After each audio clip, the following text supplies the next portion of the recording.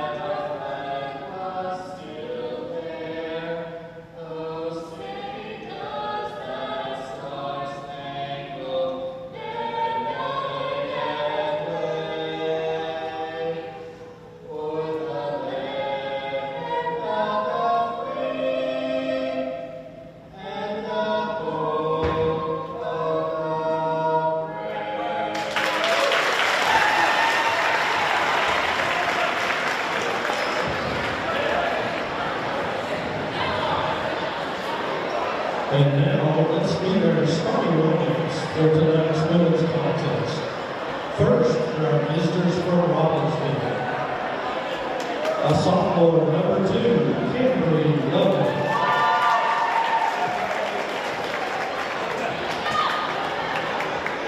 A senior, number 3, Sarah Ross.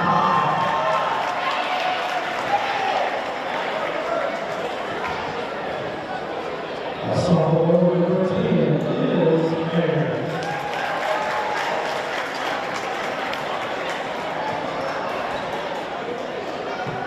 Sophomore number 11, Madison.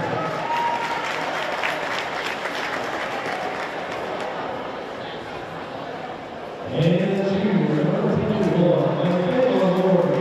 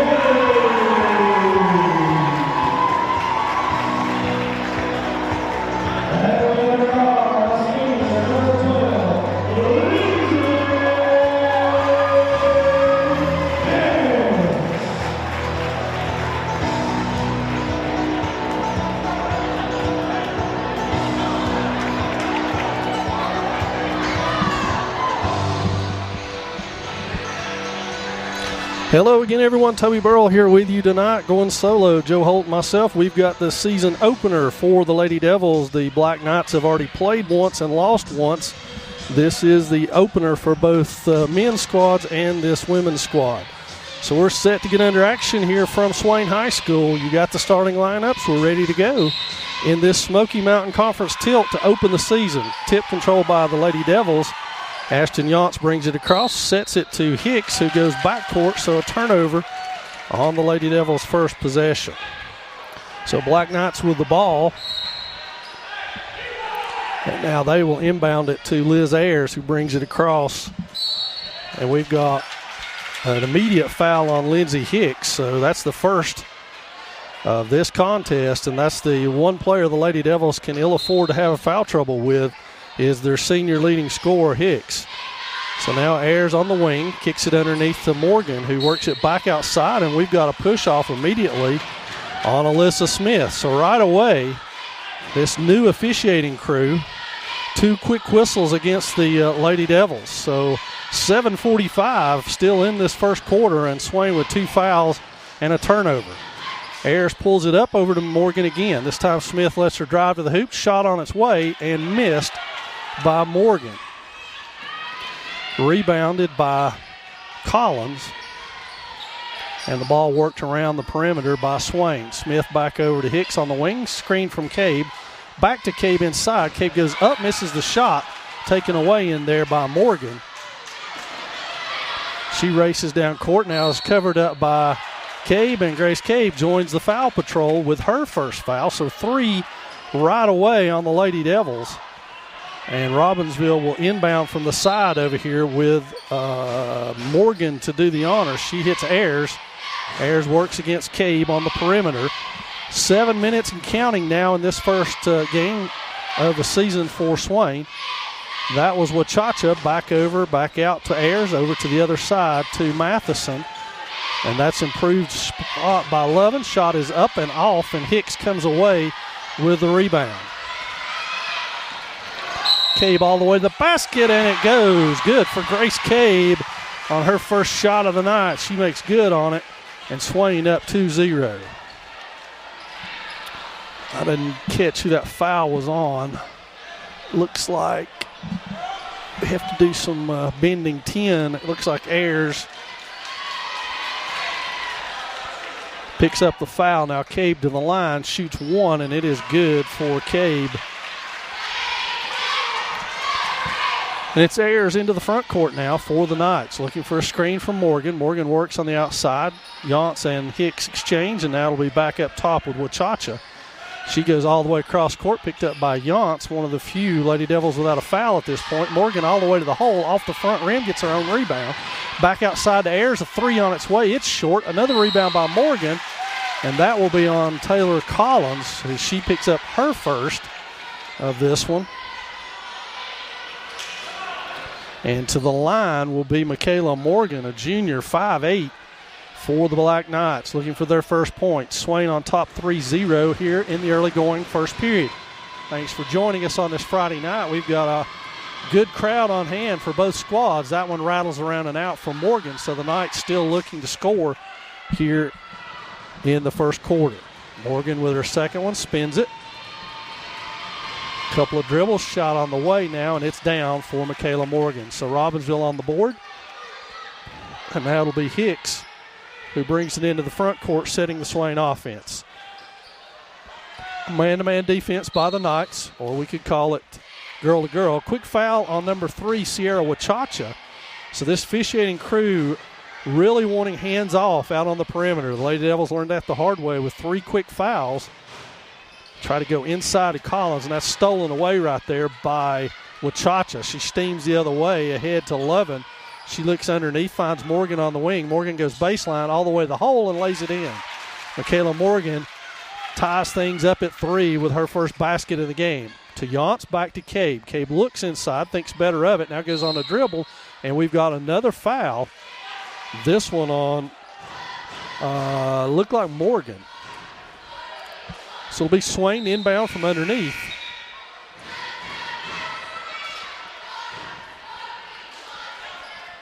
And first substitution of the game, and let's set that for you. That's 12. Shot on the way by Hicks. It's off, and Smith has picked up her second. You knew that was going to happen with somebody.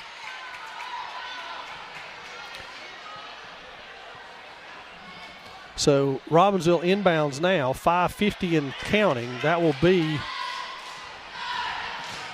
Ayers breaks her way around, shot off over there, and Cade gives up rebound position and now commits her second foul as the rebound over there by Erin Tisateski, and she is fouled by Grace Cade, and Tisateski will now go to the line. Up off the Swain bench is Bree Ross, a freshman. So Ross will get her first varsity action here, and that one good by Tisateski. Ross has got Smith, who has 2 fouls, as does Cade. So Tisateski will shoot it again. That was number 12, Erin Tisateski. She made both of those. 5-3 now, Black Knights. Ross will bring it up. Looks to Collins. Good dribble move. She lost it. Coming out of there is Morgan, steaming the other way to full break. Cade cuts her off. Ayers gets it back. Now Ayers goes in, kicks it back over to Morgan on the side. 3 on the way from Morgan. It's off the back iron. Ross and Matheson battle for it. Matheson's got it, and she is called for a travel. So it'll be Swain basketball now. It'll be Ross and Hicks at the guard position. Yance joins them at forward along with Cabe and Collins in the middle. Hicks works off the back screen on the bottom. Ross picks up her dribble, now tries to find Cabe and does up top. Cabe looks to set herself, comes off the screen, reverses back around. Ross on the wing with it, back up top. Finds Hicks. Hicks dribbles around, crosses over, backs back out, finds Ross back over on the wing. Now Ross sets the offense. Yance on the outside. Ashton goes to the whole hard and draws a foul. That's on 12. That will be Erin Tisateski, her first, and 2 shots for Ashton Yance, the sophomore forward. Smith quickly back to the scorer's table for the Lady Devils. First one by Yance, back iron and no good. Smith back into the lineup. She has got Cabe, who also has those 2 fouls. So Yance will shoot her second one here as the Lady Devils trail it by 2. Yance shot on the way. It back irons no good. Collins fights for the rebound. It'll be out of bounds off of Robbinsville. So good job by Taylor Collins to keep that one alive. Bree Ross will now inbound the ball. Finds Smith. She steps back. Ball fakes. Penetrates. Kicks it to Hicks. Hicks 3 on the way from the wing. Looks good. Bounds around. In and out. That was all but down. Looked like it was going to make it. So quickly Ayers rushes the ball up court to the wing and finds Lovin on the wing. Looks inside. Nothing doing for Tisateski. Now she goes off a screen back over to the other side to Morgan as they reset themselves. Yance scrambles back around to find her girl. And the Lady Devils pick it up. And there's Collins with her second foul. So Taylor Collins picks up 2, and we're dangerously close to the Lady Knights being in a 1-on-1 situation here. But before that, Erin Tisateski will go to the line to shoot 2. First one on its way, and it is good. And into the game comes Kiara Shook. She's got Ashton Yance. So foul trouble early on for these Lady Devils, who are not very deep, carrying only 11 players. Second one rattles around and out, and 3 Swain players tip it out of bounds. Robbinsville basketball. Black Knights going to their bench. It'll be Abigail Knight coming into the lineup for Robbinsville. She's got Morgan. And so inbounding will be Cambry Loving now for the Black Knights. Into Knight, back to Loving. 3 on the way from the corner. It's off. Battle around over there. Bree Ross comes out with it, steams up court. Crosses over, stops herself, and is fouled on the play by Ayers. So this contest tightly called here early on. Liz Ayers picks up her second foul. She's the first Robbinsville player to pick up 2. And team foul-wise, we're 6-5 now in this game. Quickly into the game is Sierra Wachacha checking back in for Ayers. And Bree Ross will inbound it on the home side. She finds Hicks. Hicks dribbles in, looks inside to Collins. Now she'll work a 2-man game over to Ross on the other wing. Ross to Smith. Smith with the ball up top. Tries to punch it down low to Collins, but can't. Wachacha tight ropes the sideline and comes out of there with it. Steams ahead to Knight, who turns, lays it up. It's off Tisateski with the rebound, and there's a foul. Let's see if it's on Ross or Collins. It's on Ross. That will be her first. And so to the line, shooting 2 will be Tisateski. That foul on Ross, her first. And at the scores table is Ashton Yance. That shot off by Tisatesky. And so Yance, along with Lexi Daniels, check in to the game. And Tisatesky will go back to the line for her another free throw, and she has done the yeoman's work for the Black Knights here in this first quarter. Into the front court is Ross now. She crosses over, finds Shook on the other wing. Now Shook will find Hicks. And Hicks out at the 10-foot volleyball line. We know that's within her range. Yance with the ball on the floor. Kicks it outside. It's saved. And that will be off of Shook's foot. Heads up play by Cambry Lovin, and Robbinsville will maintain possession here. And checking back in is Grace Cabe for Shook. So Collins, Cabe, Smith, all with 2 fouls each for the Lady Devils. Ross and Hicks, 1. And into the front court now is Wachacha working against Hicks. To the wing with Knight against Ross. Knight finds a way. There's a 3 on the way by Wachacha. Karam's hard out, but Knight with the rebound up and in, and she doesn't get that to go, but she's fouled underneath. We'll see who. That's on Yance. That will be her first, and it will send Abigail Knight to the free throw line for the Black Knights. She's shooting too, as she was in the act of shooting. Ball on the way, and it's off by Knight. So she'll shoot her second one here. 7-3 your score, 3-12 and counting in your first period of play. Second one on the way by Knight, and we've got a lane violation on the Black Knights, and this will be Swain basketball. Smith inbounds to Hicks. Hicks sets the offense. It's girl to girl, man to man, ever how you want to look at it, by the Knights. Nobody's covering Ross right now. Hicks off the screen, gives it back to Cabe. Cabe goes up and is fouled on the play. That looks like it will be on Lexi Daniels. Let's see if it is. And put Grace Cabe. Nope, it's on Tisatesky. That's even better. As Tisatesky's picked up her second, Cabe will go to the free throw line for the Lady Devils to shoot a pair. First one is good. And into the ball game will be J.C. Underwood for Tisatesky. So Tisatesky, the most productive Black Knight so far, takes a seat at the 3:02 mark. Grace Cabe will shoot her second here, looking to pull the Lady Devils within 2. Cabe's got that one up and good, and now the Black Knights will inbound. Wachacha will do the duty. She'll bring it across and look to set the offense. Cabe with all 5 Lady Devil points so far. Hicks on the outside. Wing shot on its way by Lovin, and it is good. 3-pointer off the pass from Wachacha for Cambry Loving. Hicks crosses over, kicks it back to Smith. Smith improves her position, shot on the way, front iron, and looked like it was off Underwood. No, it wasn't. Hicks instead. It'll be Robbinsville basketball. Fast-paced first quarter so far, if you take away the 11 foul calls that have been made thus far. That was close to a double dribble, and that one goes out of bounds off of Robbinsville, so Swain basketball. That makes up for the missed double dribble call and gives Swain the ball back. Hicks now with the ball in her hands, sets the offense for Swain. Screen coming from Cabe. She slips off of that, pass to Ross on the wing. She goes to her left hand, fumbles it, and Lovin goes the other way, pulls it up, finds Wachacha now. Ross reaches in, pokes it away. Yance tries to poke it away, and Wachacha finds Lovin open for a 3 on the other side. Ross battles underneath. Underwood now gets it, throws it up and in. My, what a shot by J.C. Underwood, as that one just up and in. Taylor Collins ready to check in again. Careless play there. Lady Devils turn it over, and it will be Robbinsville going the other way. Lovin on the wing. They have to rush out to her. They go inside to Underwood. She spins around, throws another one up, but Ross is there for the rebound. So Hicks charges the other way now, has Cabe open for underneath. Cabe finds it, lays it in. Good pass from Hicks. Cabe now with 7.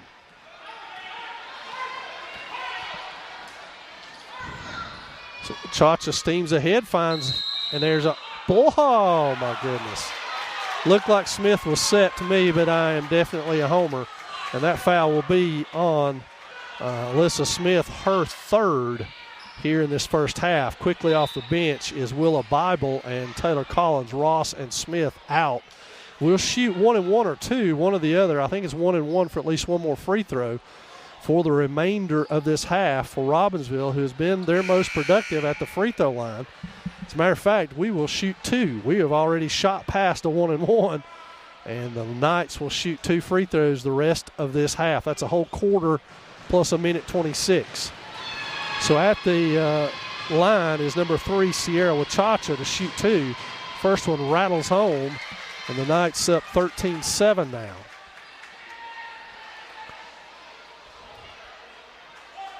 So Wachacha will take aim on a second one here.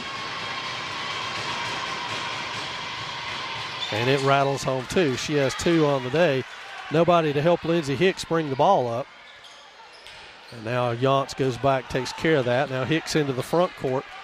Coach Michael Turner calling out a play. There's a screen from Cabe. Yance goes the other way, and it's fumbled out of bounds off Willow Bible, and it'll be Robbinsville ball. 1:18 left in this first quarter play. Remember, first game of the year for the Lady Devils, second game of the year for the Black Knights. So there is definitely some first game jitters out there by both teams. Harley Lane tries to penetrate. There's an offensive foul called on Sierra Wachacha for the screen. So the offensive foul on Wachacha will give Swain the ball back.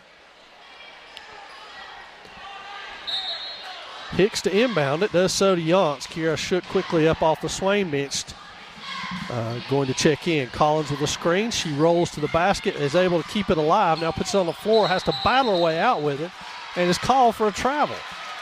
Curious call underneath that time. As back into the game is Loving and Shook. So it will be Abigail Knight to control the ball for the Lady Devils. Hicks will pick her up at the mid-court strike. Crosses back over, weaves her way around the screen. Now that will be Lane again, kicking the ball to the wing. Knight improves her position, shot on the way, hard off the back rim. Robbinsville another offensive rebound, and Collins comes out of there with that one, and here comes Cabe racing the other way. There's a foul as Yance tries to go to the basket, and that should be on number 4, Harley Lane. Nope, check that, 11, Carlin Matheson. And Ashton Yance will go back to the free throw line for 2, and Bree Ross will await the game at the scores table. Also Charlotte Jackson getting up for the first time. Yance's free throw is good. Ross is going to get Cabe. Jackson gets Collins. So Yance will have a second free throw. Yance the first person to score other than Grace Cabe in this game for the Lady Devils. Second one on the way by Yance. It rattles around, hits several parts of the rim. Bree Ross steams out of there with it. And then as she is about to go out of bounds, passes it off to Lane. Hicks punches that one out of bounds. It'll be Robbinsville ball. Alert play by Hicks, and Robbinsville will inbound it underneath there with Cambry Loving. And Swain will stay in a man-to-man, or girl-to-girl, if you will. Loving kicks it in. That's Lane over there again. She looks to go hard to her right. Looked like she had a high dribble. That's kicked underneath and missed, but rebound on its way by Lexi Daniels, and she is fouled under there by Charlotte Ross. So Ross picks up her, picks up her first foul, and back to the line will go the Knights, Lexi Daniels, to shoot a pair. It's up and good. Cabe and Collins back in for Shook and Jackson, as Coach Turner tries to play offense-defense here with 15 seconds left to go in this first period of play. Second one on the way by Daniels. It's up and good, so the Knights have extended their lead now to a full 8 points. And into the front court comes Hicks, screened by Collins. Hicks goes back to Collins. She tries to spin her way in and drops it home. Nicely done by Taylor Collins. 4, 3, 2, 1, and that's going to do your first period of play. That shot is no good. So after one period of play, the Lady Devils trail it 16-10.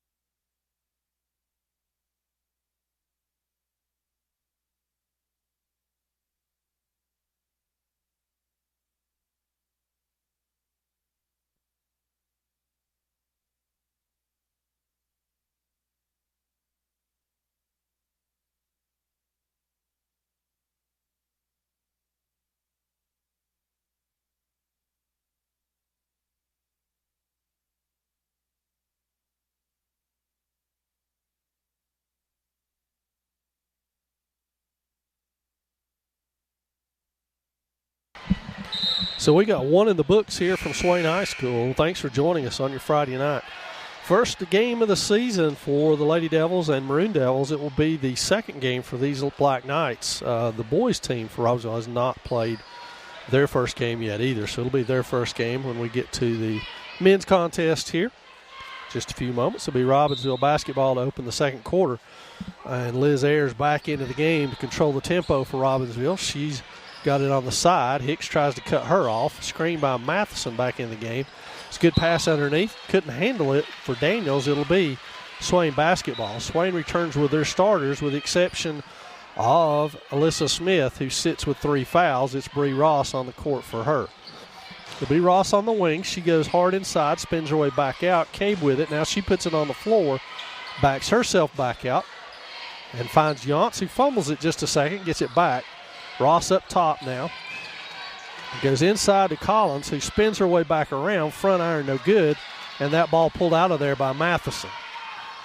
So Robbinsville steams the other way. And Ayers tries to set it from up top, guarded by Cabe. That's Daniels dribbling inside. Now shot on the way by Morgan. It rattles around and out. Swain gives up another offensive rebound. That one's blocked by Collins. And now goes the other way. Shot falls for Hicks, and she's on the board. And Swain will cut into this lead as Lindsay with her first basket of the night and get a chance for a three-point play. Collins comes off. Yance will take that spot back into the game for the Knights as Matheson. And now Knight back into it. And I guess we have 3 fouls on somebody. I can't see the scoreboard, so I got no way to tell.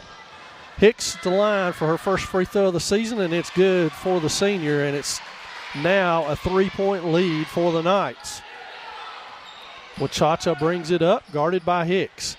Crosses over, goes back to the other side. Abigail Knight, guarded by Yance. Yance and Hicks switch. Hicks tries to steal it. We got a timeout going Robbinsville's way.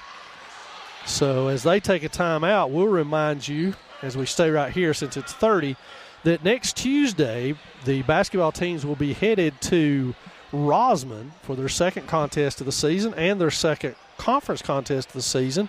The wrestling team, who's actually already opened up with some mixed results without football players, but they have already had a match, they will go to Smoky Mountain on Tuesday. So all of the winter squads will be in action on the road next Tuesday.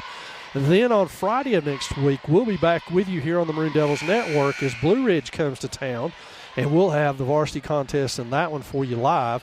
That night, my partner Jeff Marr will be back with me, so we'll see how that runs. And that night, the 8th of December, on that Friday, the wrestling team will be down in Union County, Georgia for Friday Night Lights, a big wrestling tournament in Georgia. So lots of action starting underway here early in this month of December. Wachacha goes hard to the hole, lays it up, and we got a 3-second call on Robbinsville, so that'll be a turnover, and Swain with a chance to pull within 1 or tie this game up for the first time since they opened with a 3-0 lead. Hicks now with the ball, controls it into the front court. It's still man-to-man, picked up by Knight. She turns the corner, goes all the way to the hole and lays it in. Nicely done, Lindsey Hicks, and it's 16-15 now with Knights in the lead to 11 on the corner. She goes the other way with Bree Ross in her pocket. Corner, Morgan shot on the way, hits the top of the backboard. Yance and Ross leave it, and it's picked up by Robbinsville. We got a jump ball right there. Let's see who comes out of there with that. Looks like it'll be Swain basketball.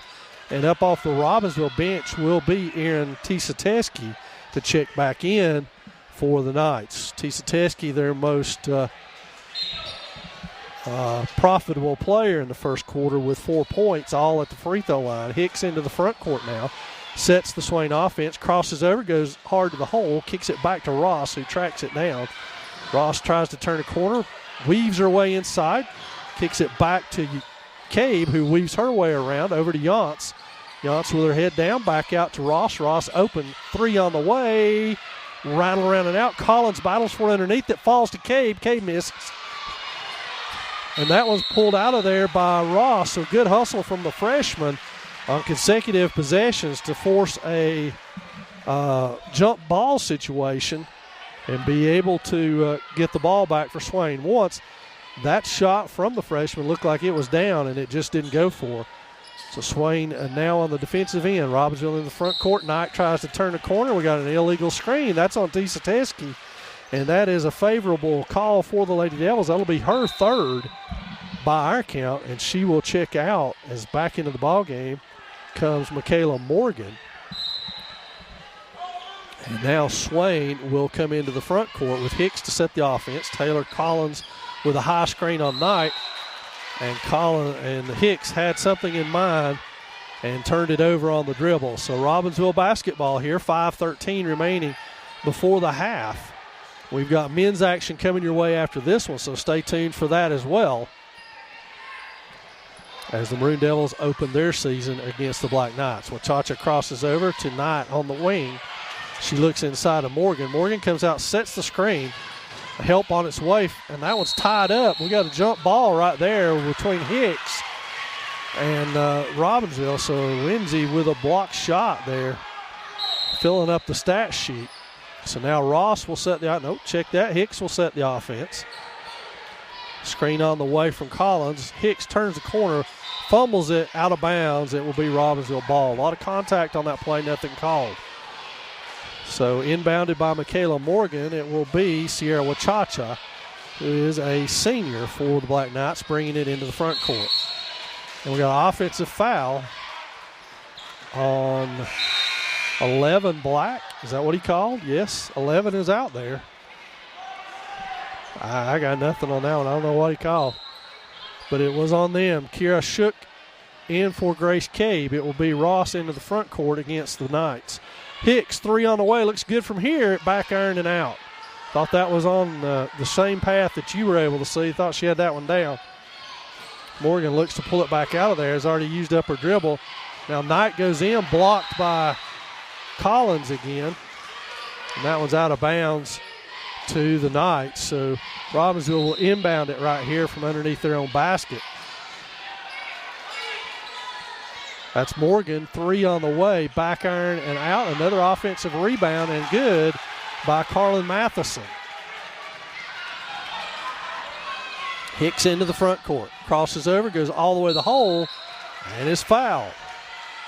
Lindsey Hicks being very aggressive here in the early going, and that's good to see from the senior. So Hicks to the line. She'll get two shots here. 18-15 your score, 4:10 remaining in this first half of play. That's twice Lindsay's had shots right on line that hit every part of the rim and came out. So the senior will try again.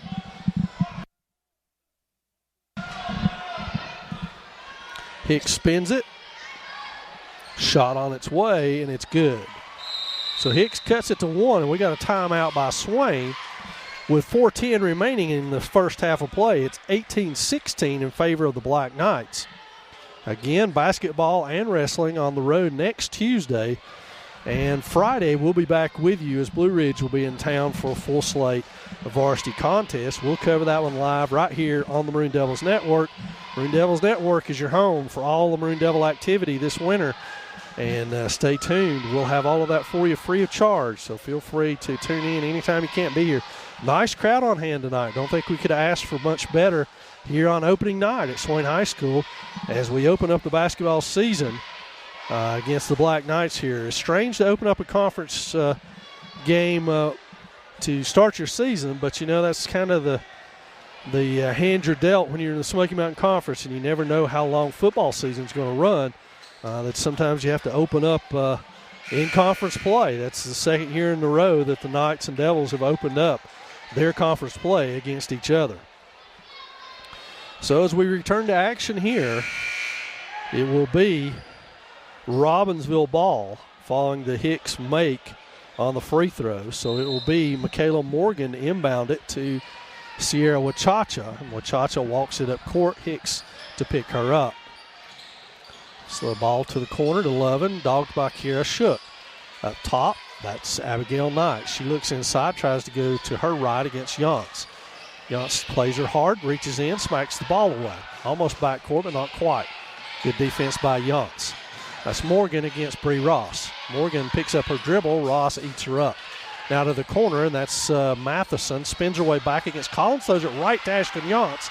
Now the question is, can Ashton win the foot race? She goes all the way to the hole and called offensive foul. Oh, my goodness. She looked like she was moving to me, but again, I'm the ultimate homer, so what can I say? Harley Lane checks into the game for Abigail Knight, and it will be Black Knight basketball. 11 inbounds to Wachacha. Wachacha having to take over the point guard duties with Liz Ayers on the bench with 3 fouls. Lane out up top, picked up by Collins and Ross. And we got a foul on Lane for pushing off. So it'll be Swain basketball again. A lot of fouls in this first half. Good give and go by Hicks and Collins working well together. And that's going to be on Lovin, her first. And Taylor Collins will go to the free throw line, and she will shoot a pair here. Shot, first one on the way and good. Nice soft shot by the 5'9" sophomore. Collins with 3 for the game. That's a lane violation on Swain. Looked like Ashton Yance maybe in a tad early. And so the Black Knights, after that one's waved off, will hold a 1-point lead here. And that's going to be on Hicks as she had her hand on her. They've called that all ball game very consistently, no doubt about it. You could see it in your shot. Lindsay reached out and just put her hand on her hip, and that's what these 3 have called from the start. Could be a long night for us, folks. At the line, I think, is Wachacha. Her hair obscures her number a little bit, so it's kind of hard to tell, but I'm pretty sure that's number 3, Sierra Wachacha. That's Cabe off the Swain bench. She's got Collins.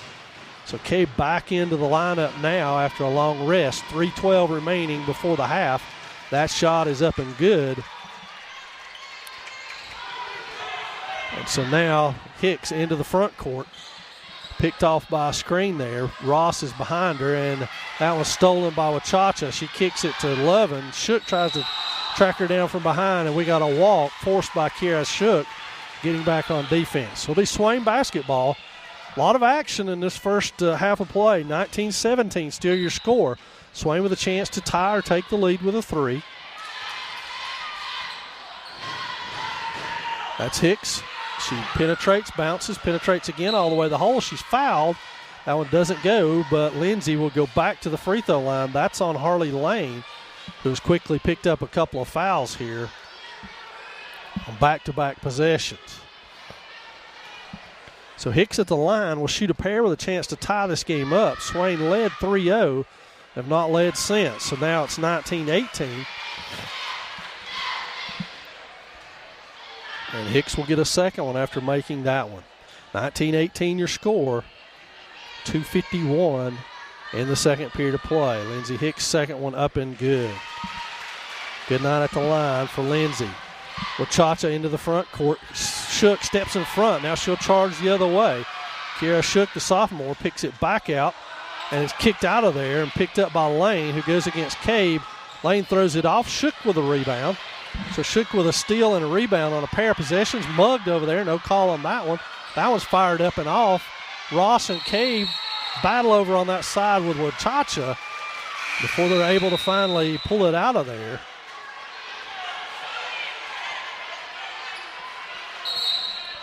So into the game, Morgan, nope. Lexi Daniels into the game.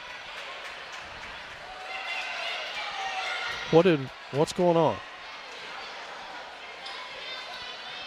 Robbinsville basketball as we start back here.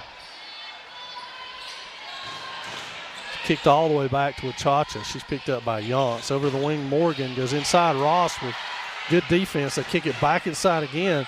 Powered through there. Yance has got the rebound, pulls it out of there hard. Good job, Ashton. Lindsay into the front court, races ahead. Euro steps her way in and is fouled on the play. Lindsay Hicks being as aggressive as we've seen her in her 4 years at Swain, going to the hole. Lindsay, who in the past has lived by the three-point shot, has gotten to the line now. This will be her 6th and 7th free throw of the night. Quickly into the game is Abigail Knight. She's going to get Cambry Loving. And with 2:12 remaining, this one's knotted up at 19. Lindsey Hicks, the senior captain, a chance to put the Lady Devils on top. And that one rattles out. Pulled out of there by Morgan. And she steams the other way with a head of steam. That's Wachacha. Shook has got her. Good job of cutting off the dribble, but Kiera will pick up her foul. It's her first. But back to the line will go the Knights, and this has really been a free throw shooting contest since about the end of the first quarter. This is Wachacha again to shoot 2. She has been at the line a bunch for the Knights. We'll go back there again, shot on the way, and it's good. So it's the Knights who grab that lead.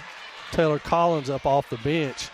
She's got Cabe out, so Grace Cabe will take a seat. If you remember, we've accumulated quite a bit of foul trouble here. Cabe with 2, Collins with 2, Smith with 3. She's been on the bench for a long time here. And that's Taylor Collins with the rebound. Hicks into the front court behind the back dribble, spins over to Yance, then cuts through. Cross court to Shook, proves her position, and she is fouled on the play. And that's going to be on Michaela Morgan, her 3rd. So the Knights also are racking up some pretty serious foul trouble. J.C. Underwood up off of the Black Knight bench, and Kiera Shook will go to the free throw line. Shook with her first trip to the line tonight. A chance to tie this up and give the Lady Devils the lead. First one up and rattles out. A lot of shots. Have seen a lot of the rim tonight. And Morgan checks out. Underwood checks in. Kiera Shook with her second one now. Charlotte Jackson off of the Swain bench. That one rattles around and out. Collins with the rebound, tries to put it back up. Another rebound, misses that one, and coming out of there with it is Harley Lane. Passes ahead to Abigail Knight, picked up by Bree Ross over there. Cross court to Wachacha. She crosses over. Hicks trying to get back to it. That's bobbled out of the way. That'll be backcourt on the Black Knights. Good job, Lindsey Hicks, forcing a turnover. Charlotte Jackson up and in for Taylor Collins, who's done good work on the boards with 6 rebounds to lead this contest. Now it will be Shook to inbound. Hicks with the ball. We're at 1:36 and counting. Jackson underneath. Ross back up top.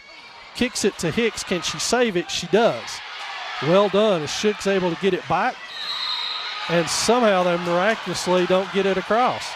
I thought Lindsay had reestablished herself, but apparently not. So it'll be Robbinsville basketball with 1:25 remaining in this first half of play. So the Knights inbounded. It will be Sierra Wachacha, their senior, against Lindsey Hicks. Back over to Daniels. She dribbles inside. And Ashton Yance is going to pick up her 3rd foul, just defending herself, as it looked like Daniels threw that one in her face. So Yance checking to make sure she's not bleeding anywhere. And to the line will go Lexi Daniels, who is 2 for 2 there tonight. See if we can pull out a little broadcaster jinx. Nope, no such luck. Willa Bible up off the Swain bench. She's got Yance as Bible checks into the game. Second free throw by Lexi Daniels, a sophomore, for the Black Knights. 21-19 your score. That misses everything. It'll be Swain basketball.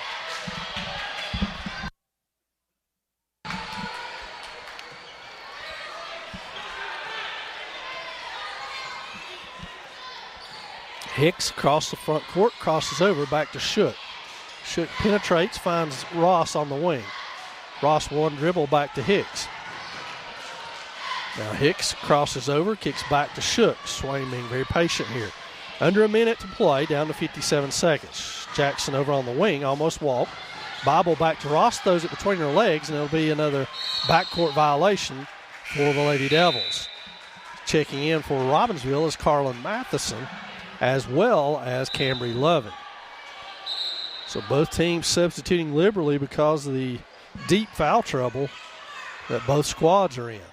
It'll be Abigail Knight to inbound right in front of the Swain bench. She does so to Wachacha with 48 ticks left before the half. Wachacha works her way in. Lovin guarded by Bible over on the side. Bible and Lovin go down. Bible back up. She tries to help out. Now Lovin back across the top, trying to use a screen by Knight. And that will be Shook with a push off. And that's Carlin Matheson who will go to the line. And Harley Lane will wait to check in. So Matheson with her first free throw of the night. She misses it. Lane back in. She's got Loving out. So both benches trying to wade their way through foul problems here and milk out this first half with nothing else happening. Rebound by Wachacha. It's up and off. Another rebound by Robbinsville. Up and off. Saved by Ross, and Jackson clears out the lane to make sure nobody gets an easy bucket. So Charlotte Jackson with her second foul, and she will put Matheson back on the line here to shoot another pair.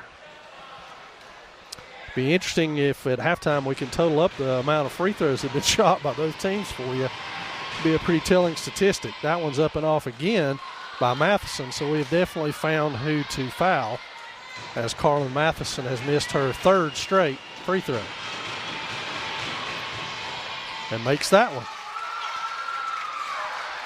Now Swain charges into the front court.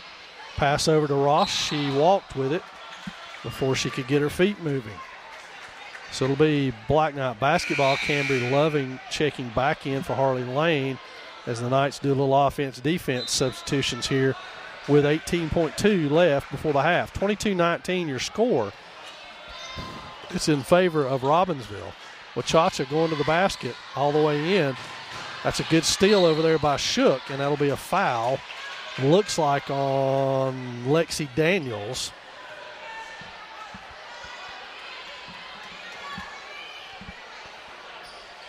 And Kiera Shook will go back to the free throw line. It looks like we got subs for the final 7.5 seconds at the table. Shook will shoot a pair as everybody's shooting two. Like a 2-for-1 sale. Shook, and that one hit everything but didn't go. Reese Welch making her way into the game for the Lady Devils. J.C. Underwood and Harley Lane back in for the Knights. And Shook will shoot a second one now. The chance to cut this to 2. Up and on its way, rattles around every part of the rim and out. It's out of bounds off Charlotte Jackson, who got a hand on that, but not a good enough one to be able to pull it in. And it will be Black Knight basketball. Back into the game come Matheson and Lovin for offense, and it's 7.5 before the half. So Wachacha fires away from 3, and that one front rims and out. That'll do our first half with the Robbinsville Black Knights on top 22 over our Maroon Devils with 19. So we'll have a 10-minute half. You can set your stopwatches now. We'll be back with you with about a minute left and have second half action for you.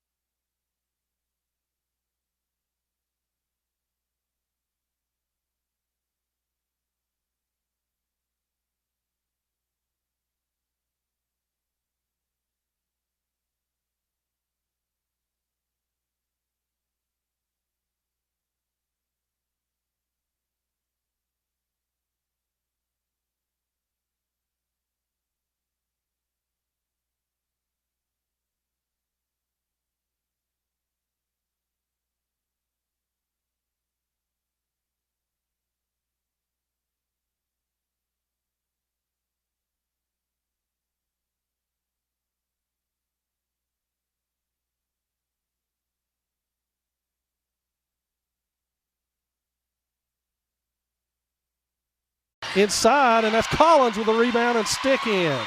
So Taylor Collins in double figures of rebounds now with another bucket to her credit. Swain's lead is now 12. Robbinsville looking for answers. To Lane on the wing, calling for a screen. Here comes Lane. Stolen again by Hicks on the pick. Lane tries to go in. Hicks gets it off, but the foul on the play will be on Harley Lane, and Lindsey Hicks will go back to the free throw line. Substitutes coming in for the final 12 seconds. Jackson, Bible, and Welch for the Lady Devils with 12 seconds remaining in this third period of play.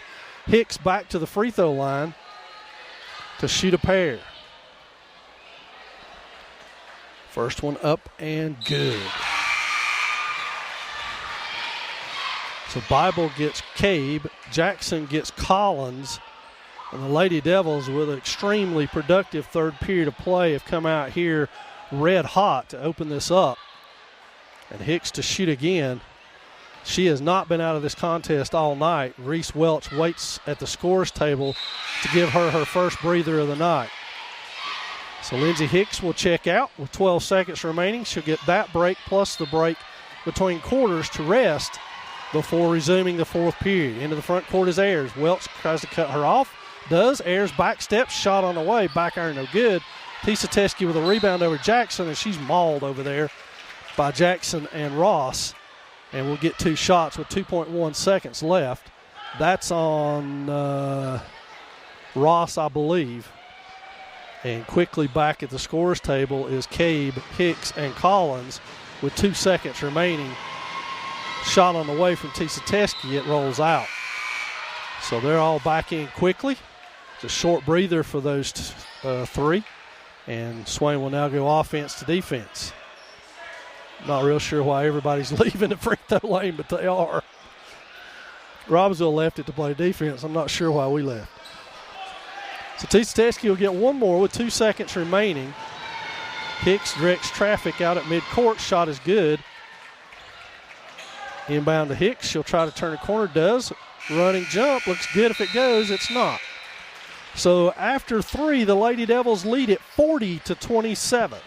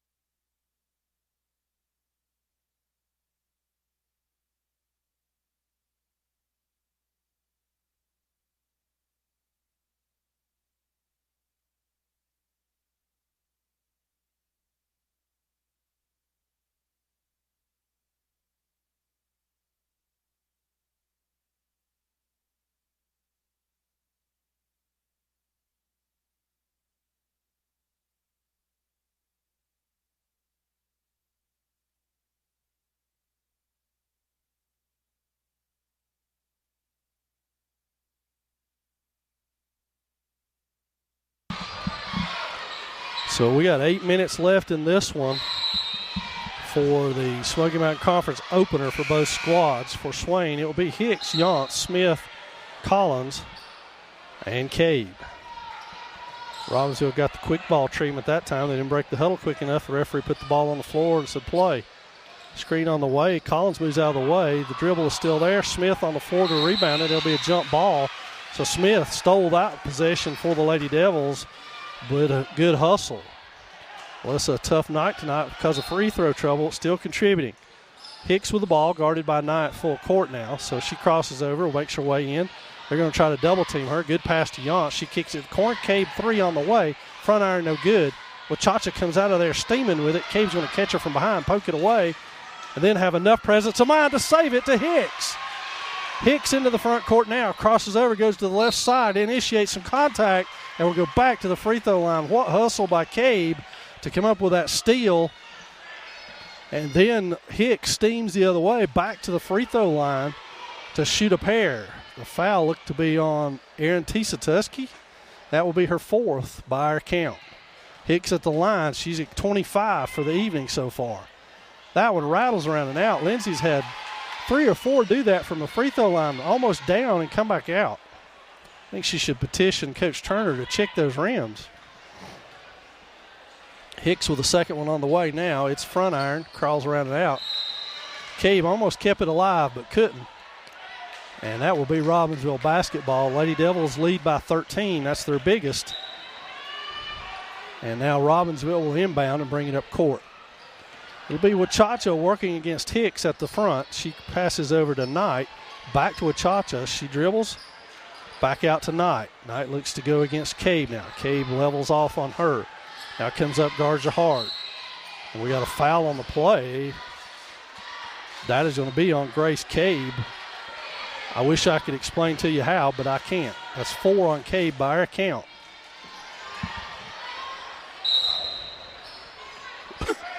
Shook off the bench to check in. And now it will be Knight over there against Cabe. And let's see if Grace lays off. She does. Gives a lot of room. Smith out to guard that. That's inside to, who is that? Tisa Teskey, I believe, laid that one in. She did. Full court pressure by the Knights, handled niftily by the Lady Devils. Yance goes all the way to the hole. Tries to get that one to go and can't. Yance saves it miraculously underneath. Collins can't make the shot. Yance comes out of there with it again and drops it home. So an offensive rebound by Collins, an offensive rebound by Yance pays off, and Tisa Teskey misses the shot, and Collins gets a partial block, but she'll pick up a foul on that one as Tisa Teskey with an offensive rebound, and that's on Taylor Collins, only her third, and we say only because everybody else has 3 or 4 at this point. So to the line is Tisa Teskey to shoot a pair. She's lived at the free throw line tonight. She misses that one. Kiara Shook is going to get Grace Cabe off the court now with 4, so Michael Turner will save Cabe for a few minutes here with 4 fouls and let her sit. And Kiara Shook will play. Swain still with the 13-point lead, and Tisa Teskey back to the line. 1 shot for her. She is 6 for 10. Yance with a rebound, comes out of there with it, now goes the other way, kicks it to Hicks, fumbles it, gets it back, 3 on the way by Lindsay. It's short.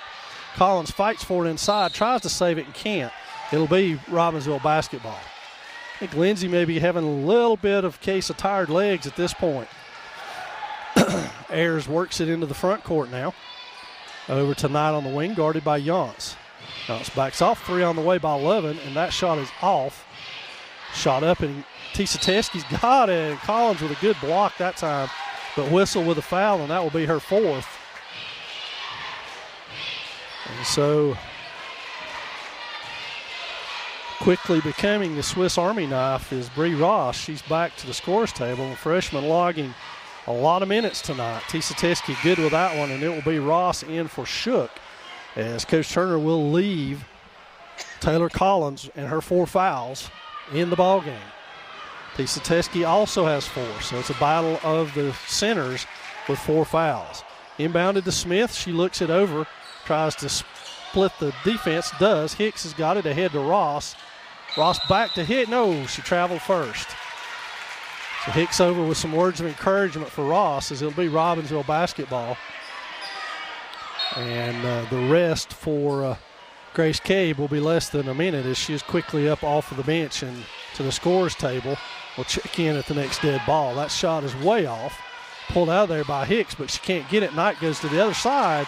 So Abigail Knight with a rebound and a putback, and it's 42-33-9 now. And Coach Michael Turner with a timeout to get Cabe back in the lineup and discuss some strategy here for this final 5 minutes, 45 seconds. As the Knights have appeared, they're going to extend pressure full court now and try to force the ball out of Lindsay Hicks' hands, which is a good idea. Hicks sits on 25 points for the evening and leads all scorers as the Lady Devils still have a 42-33 9-point advantage.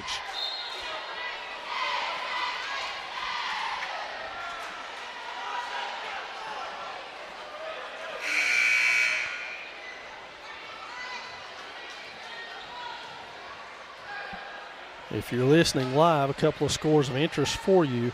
Mitchell 7, Cherokee 0 in the second period of that semifinal game. And Murphy 7, Mount Airy 0. That one's still in the first quarter from Granite Falls.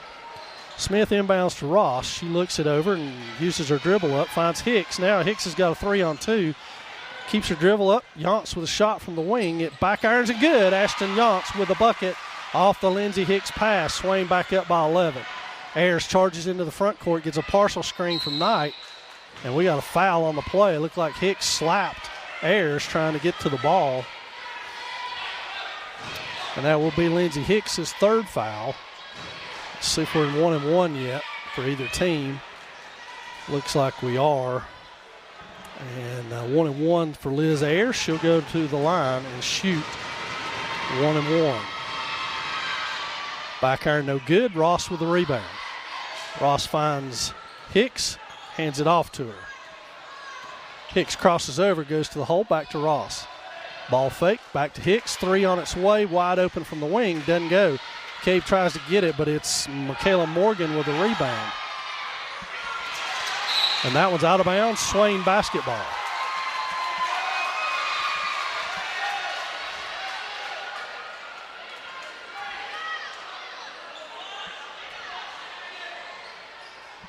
So Smith will inbound, finds Cabe with it. Cabe keeps her dribble alive. Now kicks it out of there, hustles for it, can't get it, and it's thrown away by Morgan, who is trying to find Loving in front of the Robbinsville bench. 5:02 remaining, still 11-point lead for the Lady Devils. Inbound to Hicks. She crosses herself over, heads up court, the left hand, pushes it ahead to Yance. Yance has got Cabe, goes all the way to the hole. That one's out, and Ross tries to get to it, but a foul on Bree Ross. That's her fourth.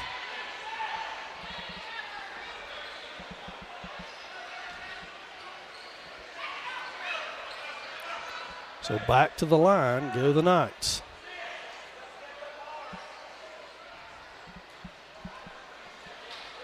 This is Ayers or Knight. I think it's Knight.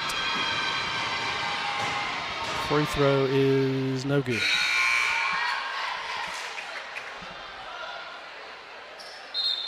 Collins back into the lineup. So a bunch of folks with 4 fouls into this lineup. We're just a tick under 5 remaining in this one from Swain High School. It's been a good one. Lady Devils been red hot here in the second half. Let's see if they can continue it to finish it off. That one's all the way around. Collins ropes that one in. Now looks for help. She finds it in the person of Lindsey Hicks. Hicks crosses over. Ayers steals it from her. Hicks to the floor to save it. That one's punched out of bounds off of Collins. A lot of people spilling to the floor over there. Quickly, Cambry Loving back into the lineup for offense. 4:49, and Abigail Knight will inbound it to Liz Ayers. Ayers to Loving, trying to free her up for a 3. And that's good defense by Bree Ross with her 4 fouls, forcing a walk. Shook will check in for Ross, try to buy a little bit of time for Bree. Ashton Yance will inbound it from the Robbinsville goal. She gives a thumbs up to the official for whatever he told her. Hicks splits the defense, tries to pick up her dribble, can't, finds it, gets it out to Shook. Shook tries to bounce pass it to Collins, but it'll be out of bounds and Swain basketball underneath. It would appear from this point on that Lindsey Hicks is going to get triple teamed every time she touches the ball. She crosses over there, spins it back out to Cave, who's punched at, stays in her possession, and now she'll back it back out. Turns the corner, looks the other way, turns it still, finds Collins, fumbled out of the way, but Yance is there. Collins is there, and it'll be out to Morgan. She kicks it out to Ayers, and here come the Knights trying to run, push the ball up the floor. Tisa Teske muscles her way in, shoots it over the goal, and if that foul is on Collins, she will be gone. That is on Taylor Collins, who is fouled out of this ballgame. First person to foul out. She does so at the 4:09 mark with 7 points and 13 rebounds. This is Harley Lane at the free throw line for the Knights. We have sit on an 11-point lead for a long time. That one bounces off the side and is out. Her first free throw of the night, miraculously. I didn't think there was anybody on either team who hadn't shot a free throw at some point. And we're back. That one's front iron, and Tisa Teske gets a rebound on Cave and lays it in. Hicks with it, working against three people. Finds Shook over on the side. She throws it ahead. Stolen over there by Lane. And the foul will be on Kiera Shook.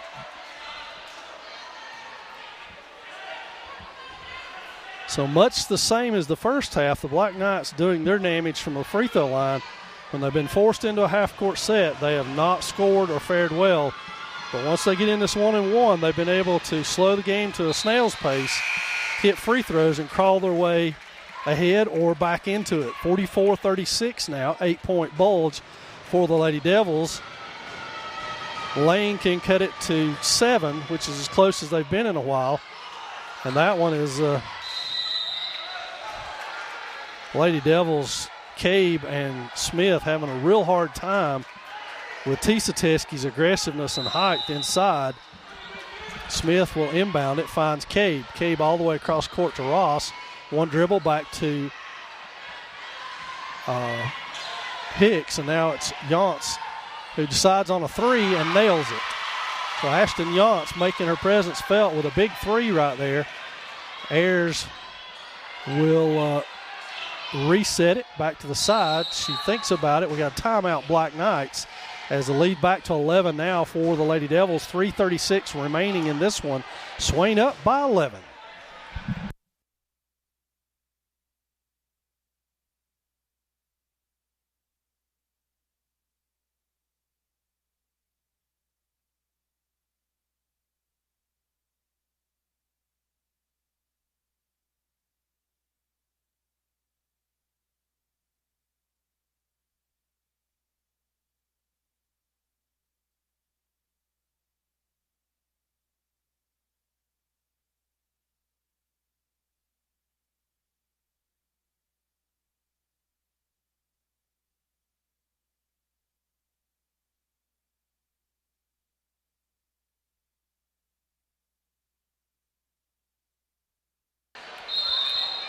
So 3:36 remaining in this one. It'll be Black Knights to inbound it. Grace Cabe tips that one out of bounds.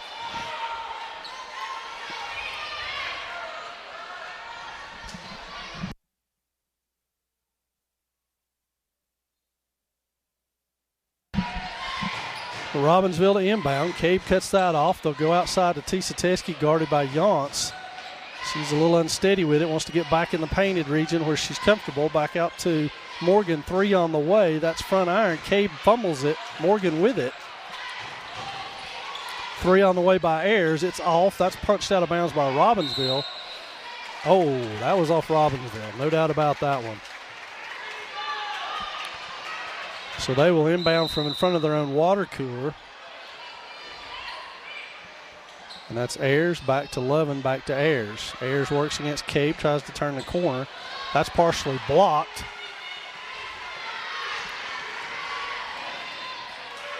Smith thought about it and shuffled her feet and walked. And back into the game is Lane for the Knights.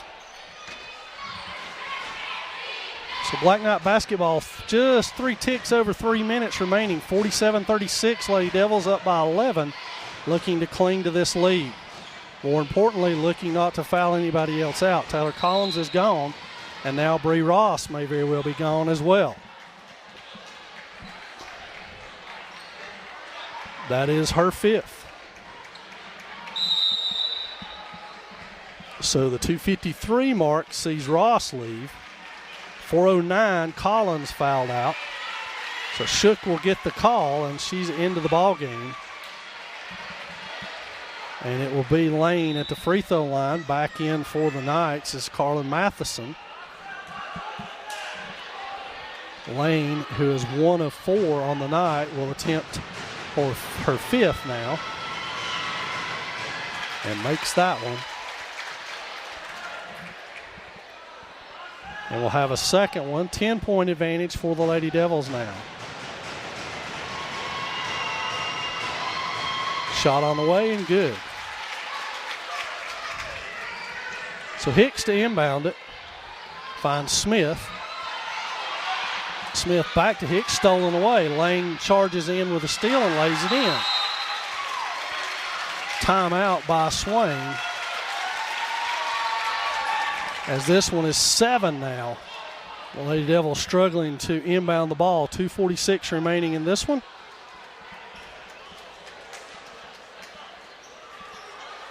Again, if you're watching live, another update, 7-7 now, Granite Bears and Bulldogs from Mount Airy. We're in the second quarter in that one. Mitchell still has a 7-0 lead over the Braves as the two Smoky Mountain Conference teams are battling to try to make it to state championship games in both the big and the small A. Rosamond and Blue Ridge playing basketball tonight. We don't have an updated score on them as of yet on Score Stream. If we do, we'll pass it along to you and let you know. That's what we've got at this juncture. Again, to set the stage for you coming up, we've got the men's contest. Once this one's over, we'll take ourselves a little break and come back with starting lineups and all the action from the men's contest. It'll be Alyssa Smith to inbound it for the Lady Devils. And Swain holding a 7-point lead. That one's thrown in and stolen by Ayers, and we got a foul. Let's see who that's on. 12 is Hicks. That's her 4th. So Ayers with the steal. She'll get a pair of free throws. She's 0 for 1 at the line and goes back there for the first time in a while. A chance to cut this to a 5-point advantage for the Lady Devils, and she makes good on the first one for her first point of the night. And it's 47-42 as the Knights are sneaking their way back into this one. Second free throw on its way. That one is off the front, rebounded by Tisa Teskey. And we got a foul from way back there.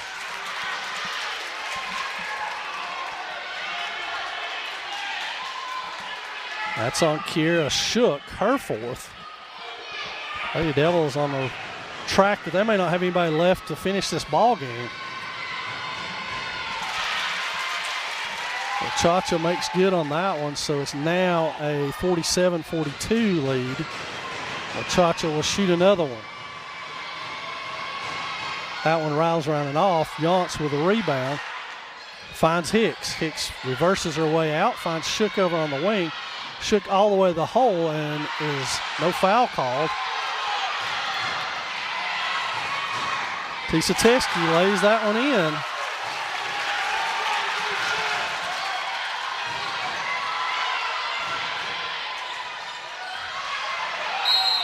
And there's a foul. This time it'll be on Harley Lane, her 4th.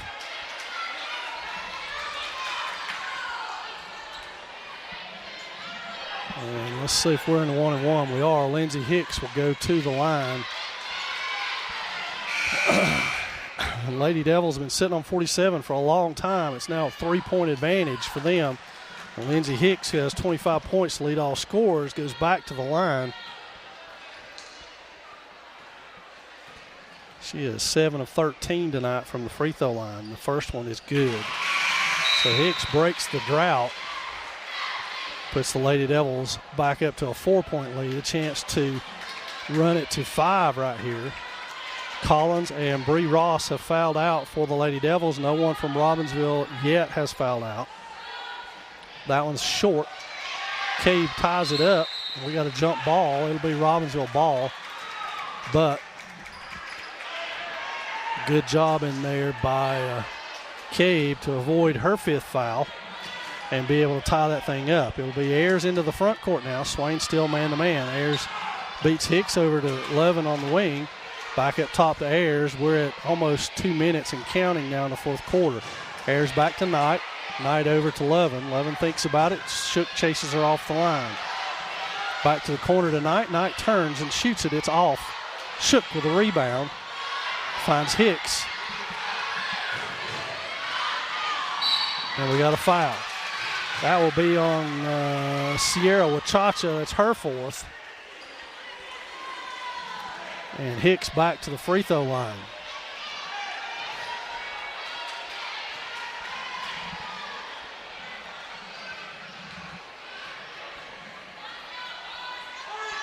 Moves up the first one, and it's back ironing off. Hicks collects it, though, on an offensive rebound. And is fouled again. So Lindsay will go back to the free throw line. Didn't catch who that was on.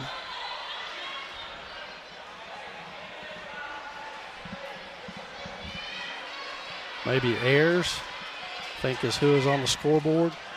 Hicks to shoot, what are we at? 1 or 1 and 1 and a pair? So 1 and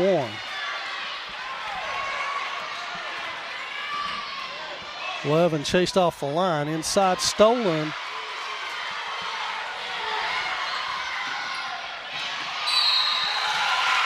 Stolen in there by Cabe. And Shook is fouled on this end by Ayers, and that's all for Ayers, as she is fouled out of this contest with 1:33 remaining. And Kiera Shook will go to the line to shoot 2.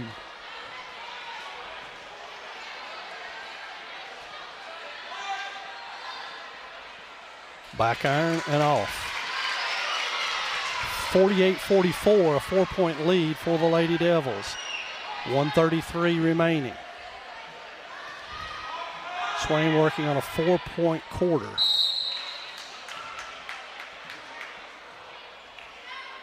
Got 13 with a lane violation. So Shook will get another shot at this one.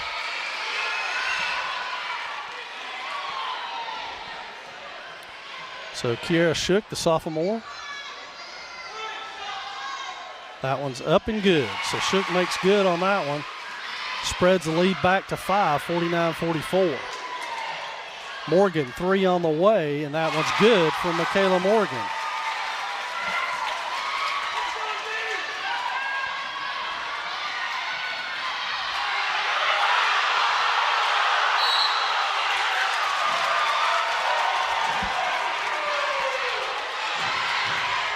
And unfortunately, that time, Maroon Devils asking for a timeout, could not get it. And Robbinsville a chance to tie this ball game, 1:11 and counting. With Chacha taking her time, walking it across. And if that's on Hicks, she is fouled out of this ball game. And that is critical. Yep, that's 5 on Lindsey Hicks. 1 minute and 5 seconds left, and Hicks is fouled out. And Wachacha will go to the line where she is 5 of 7.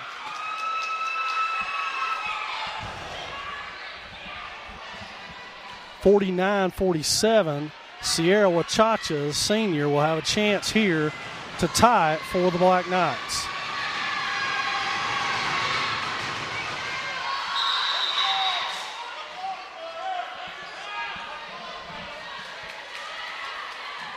I was looking down, so I assumed she missed that one.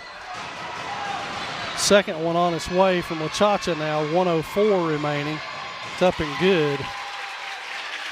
So it's 2-1. Cabe with it, back to Smith. Smith ball fakes, dribbles her way through, has it stolen by Lane, who lays it in. So just like that, the Black Knights lead it 50-49 with 56 seconds left to go. And so timeout by Swain. Full timeout. We'll leave it right here. Men's contest to follow this one. This one's been a dandy for a season opener. The Lady Devils, who've led almost the entire second half, now trail at 50-49. And more importantly than that, they have 3 players who have fouled out of this ball game. Taylor Collins, Bree Ross, and Lindsey Hicks have all 3 fouled out. For Robbinsville, only one, Liz Ayers, has fouled out of this ball game, despite Wachacha, Lane, Matheson, Tisa Teskey, and Morgan all having 4 fouls. None of those folks have fouled out yet. So now Swain has to inbound the ball and figure out a way to score in the next 56 seconds against full court pressure by the Black Knights.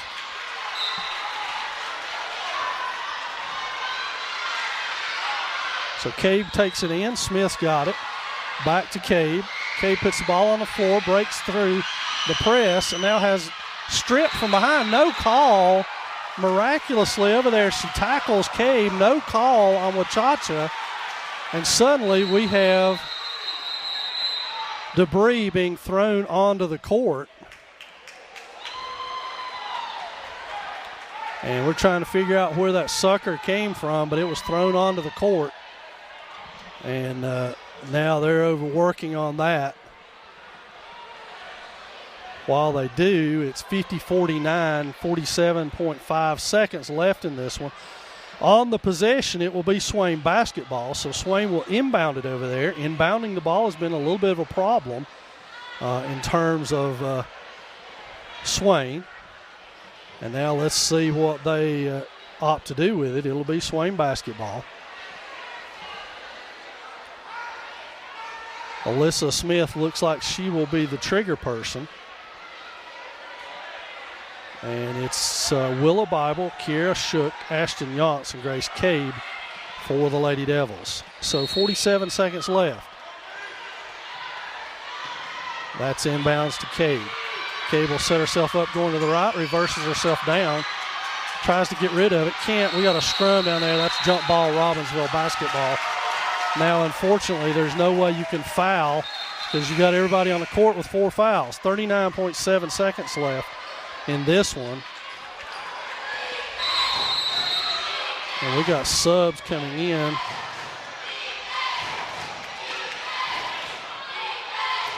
And so it will be Matheson to she just came out of the game. She can't go back in. No. She can't do that. She came out of the ball game.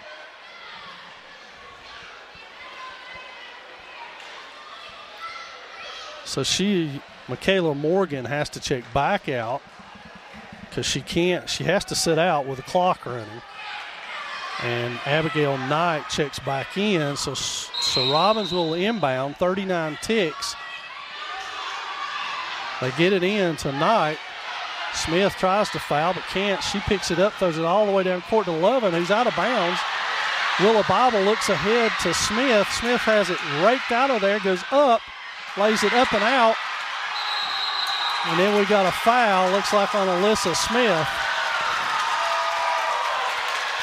And that's Smith. She is fouled out of this contest with 24.9. And the Black Knights send their best free throw shooter to the line in Aaron Tisateski. 8 of 14. You heard me right. 14 free throws attempted. She has hit 8. It's been that kind of night all night. And she misses that one on her 15th try.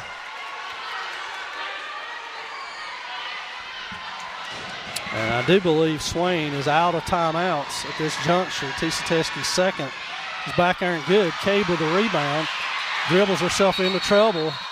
And another jump ball, but this one will be Grace Cabe keeping it. And Swain will inbound. Trailing by 1. Chance to go ahead. And there's a foul. And that's on Morgan, who is fouled out of this game. She gets to be extra demonstrative with no penalty for that. Kiera Shook will go to the line to shoot a pair of free throws at this juncture, with Swain trailing this one by 1. If this thing were to go to overtime, I'm not sure either team's going to have enough players left to play.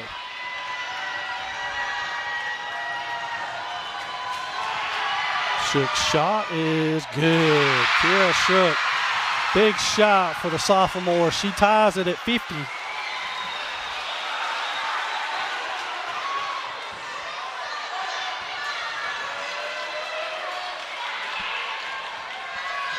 So Shook with a second one.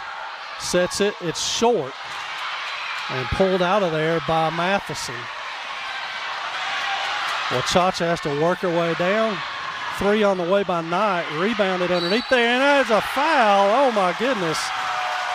Rebound by, in there by Tisateski.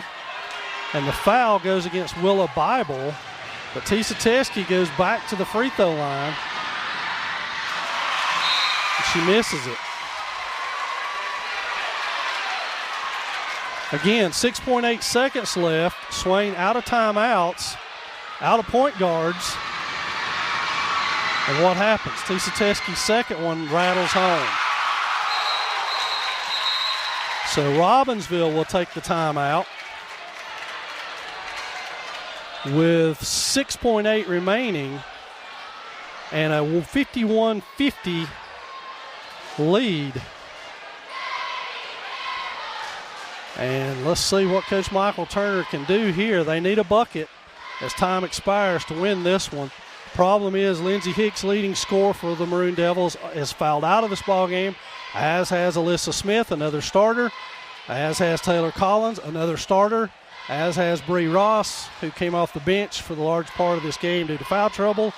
Swain without 4 folks who have been on the floor the majority of this night to try to close out this ball game. Had a double-digit lead, and that whittled down to nothing with Robbinsville's pressure. And then when Lindsey Hicks fouled out at the 105 mark, the Black Knights were able to take the lead, where they still sit now, 51-50, 6.8 remaining.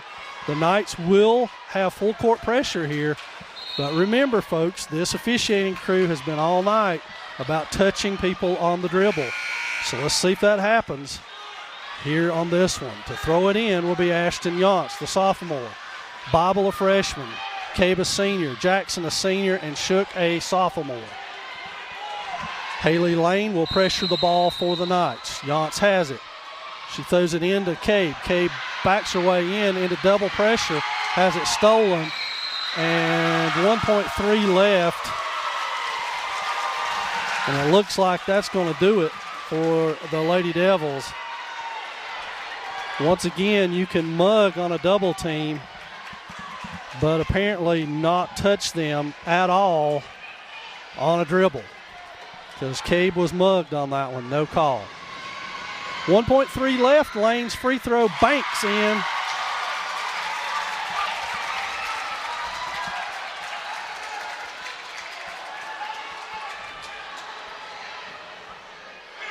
So she aims for the second one, and it is good. 3-point lead now. Bible with it, 1 second left, and that's going to do it. Robbinsville takes a 53-50 win over the Lady Devils in dramatic fashion here, and we will have the men's game coming up for you in about 10 minutes. Thanks for tuning in.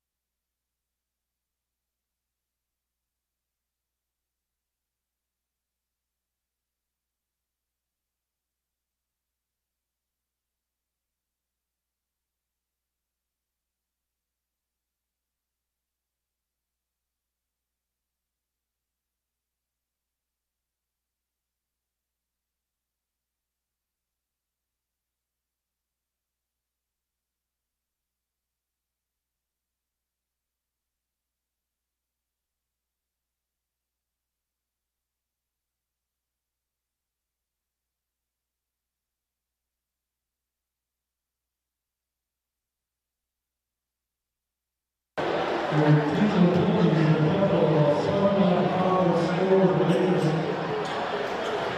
the second quarter, it's Maroon 28-14. In the second quarter, it's Cherokee 14, Mitchell 7.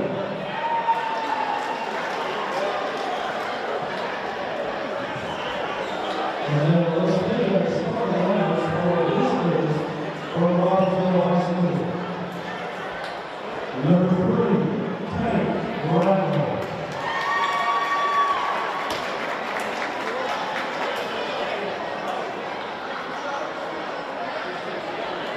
Number 10, Bill Cooper.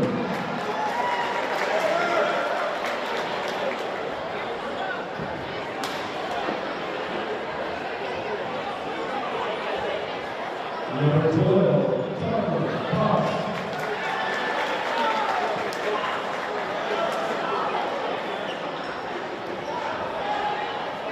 Number 2, Landon Orr.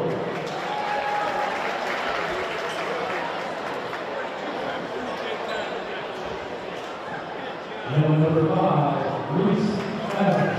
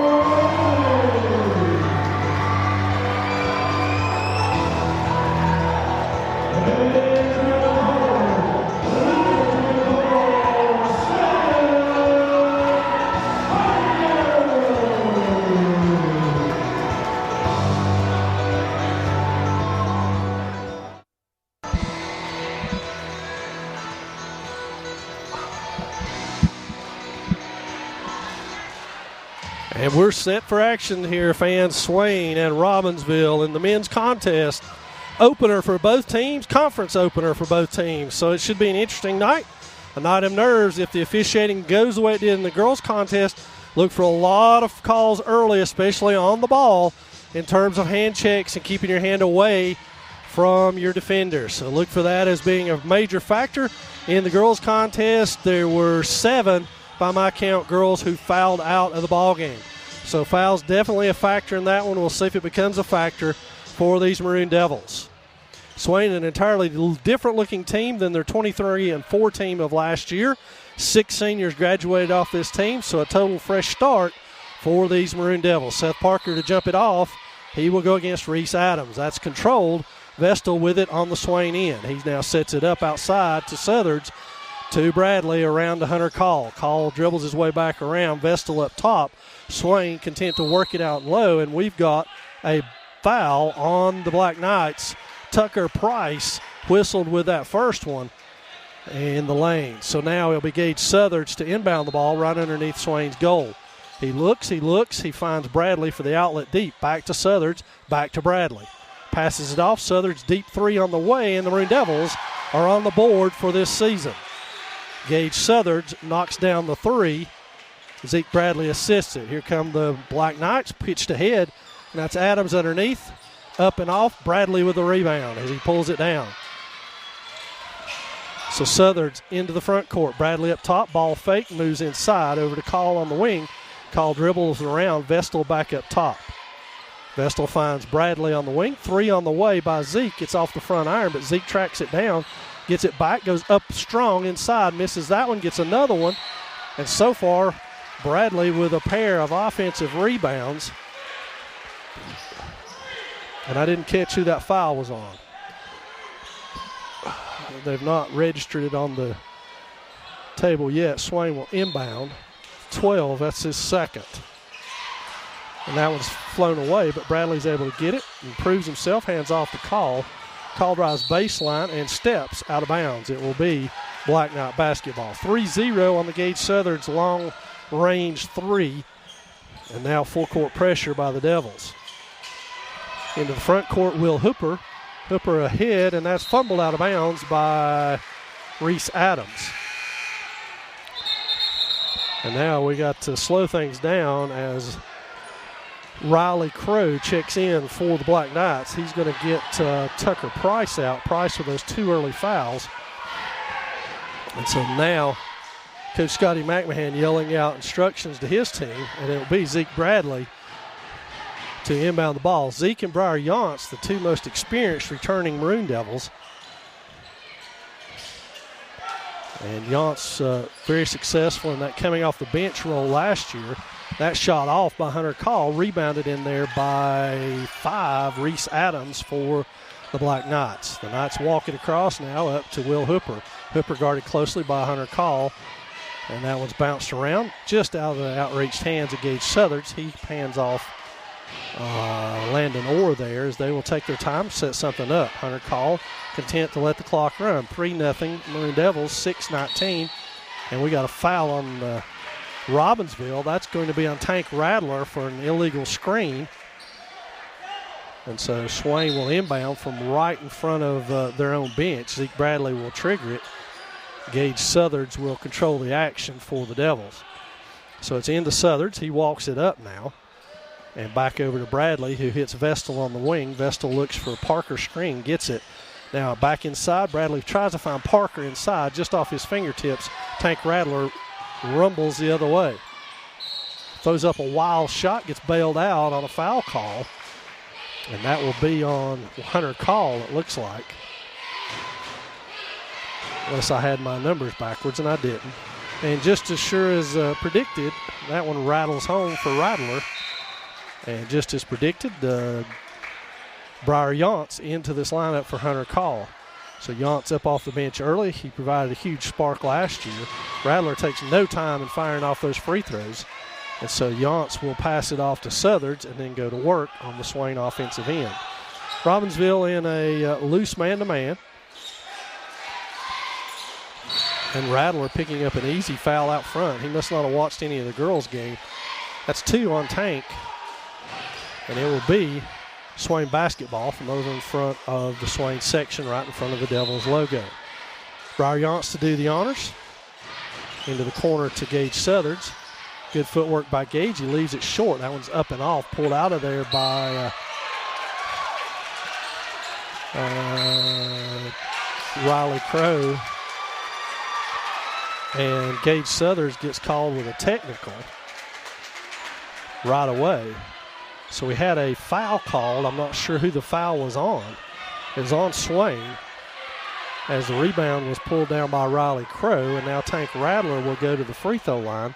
It looks as if Gage Southerns was tagged with the foul.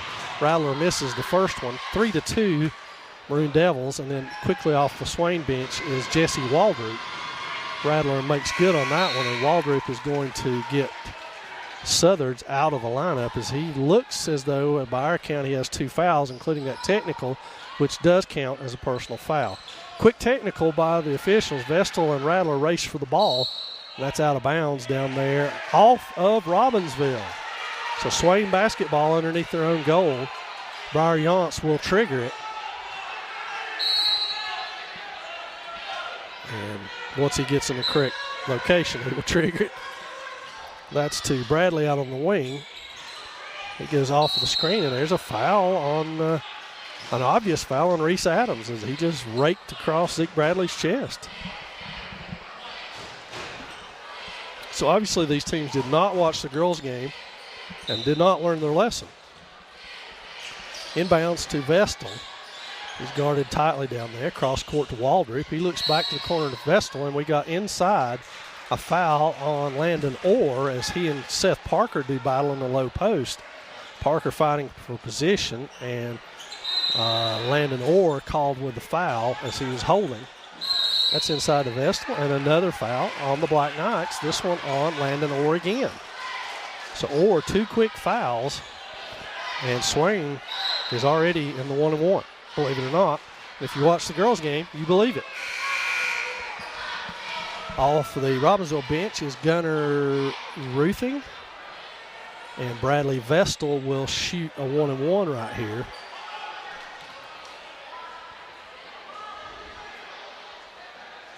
So Vestal toes the line. 5:28 remaining in the first. It's 3-all. Both teams feeling each other out at this point. Vestal's free throw is good, and Swain retakes the lead at 4-3.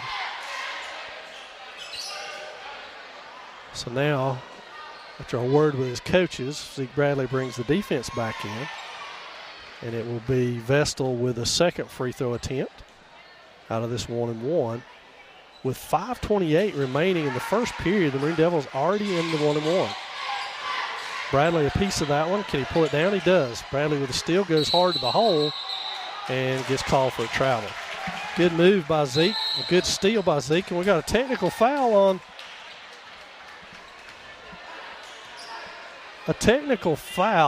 the bench of Swain.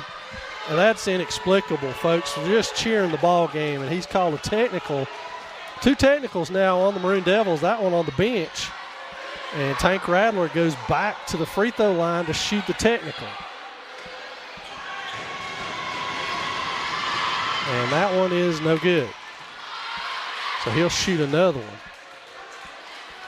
I think once we get into the legislation of people on the bench trying to be involved in the ball game, we've missed the point as officials.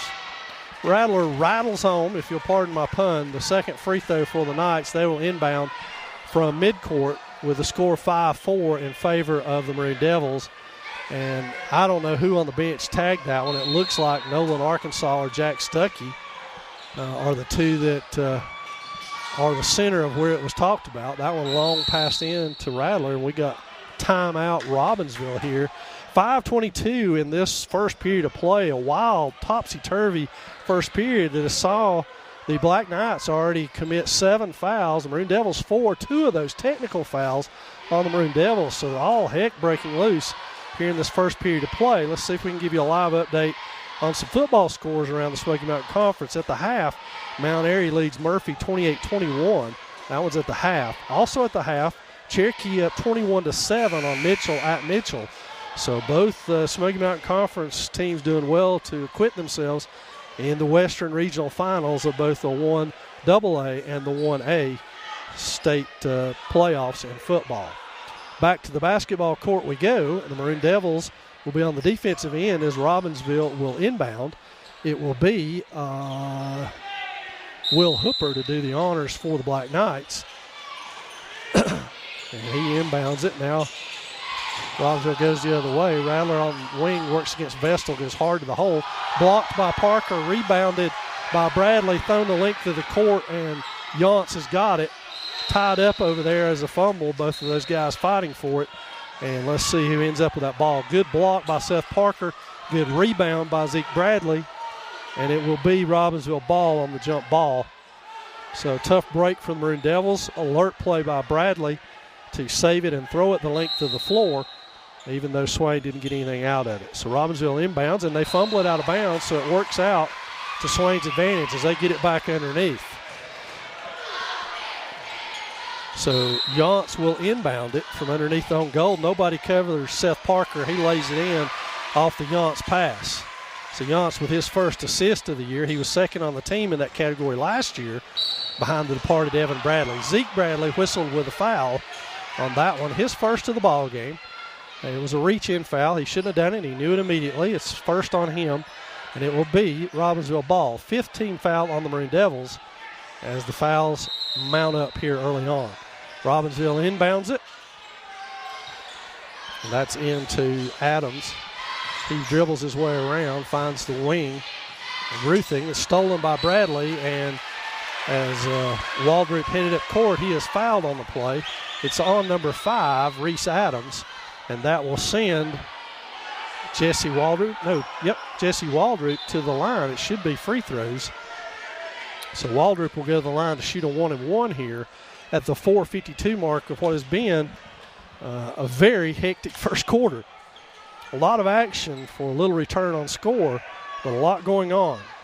So Waldrop, a junior, 6 foot, will spin and put his first free throw up, and it is good. So Jesse on the board, Swain up 8-4.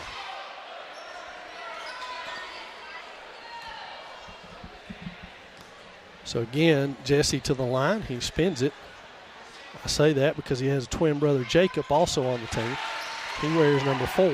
So Jesse with both of those, 9-4 your lead. Still pressure from the Maroon Devils. Inbounded by the Knights. They fight against the double team. Cross up court.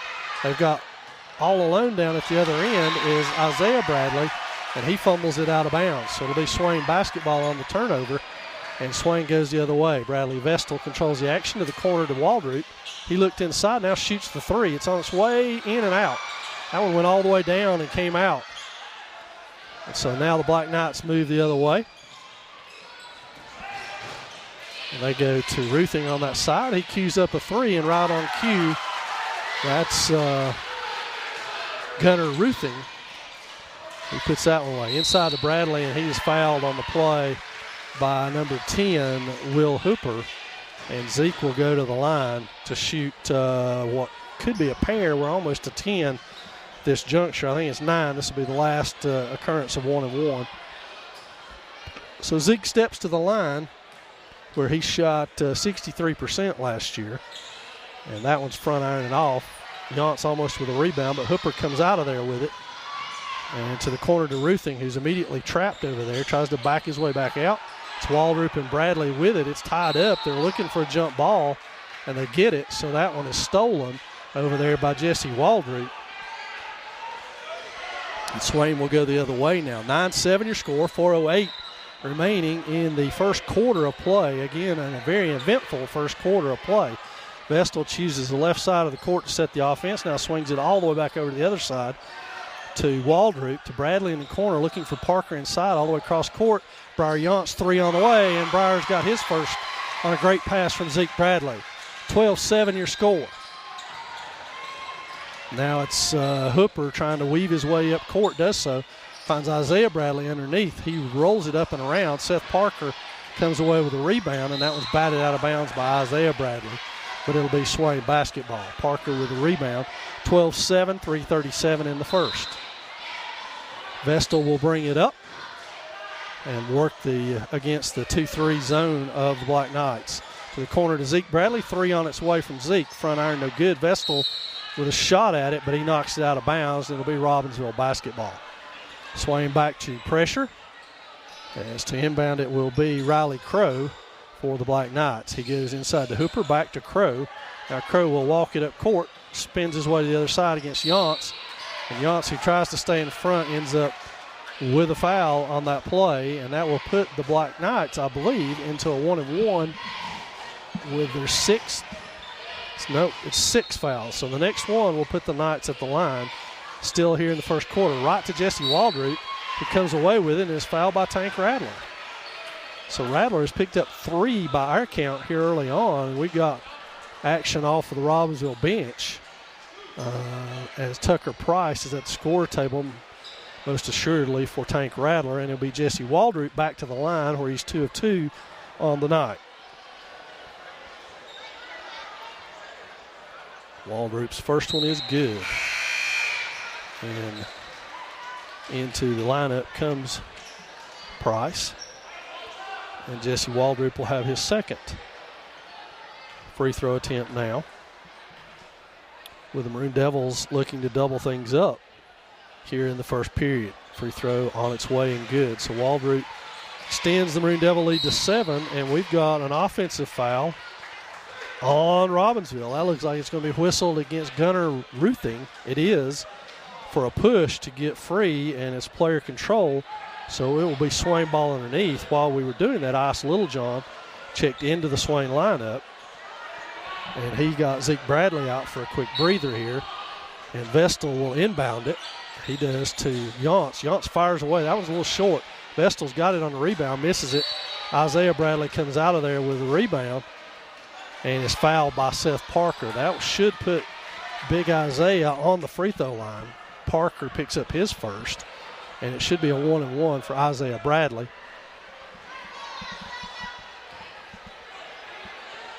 So he will get a 1-and-1 here for Robbinsville. 3:14.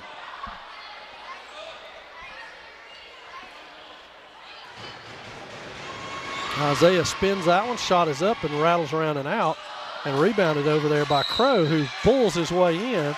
It looks like they're going to tag Ice Littlejohn. No, check that, Seth Parker for the rebound. So 2 quick fouls on Seth. And back to the line will be Riley Crow. Zeke Bradley quickly up off the Swain bench, and he's going to get Parker, no doubt, with those 2 fouls. Crow's shot banks it in from the line. Bradley does get Parker out. Good to see Seth back. As Maroon Devil followers will know, he suffered a knee injury against North Henderson in football season and missed a good portion of the football season. So it's good for Zeke to be, or Seth rather, to be here finishing out his senior year in basketball.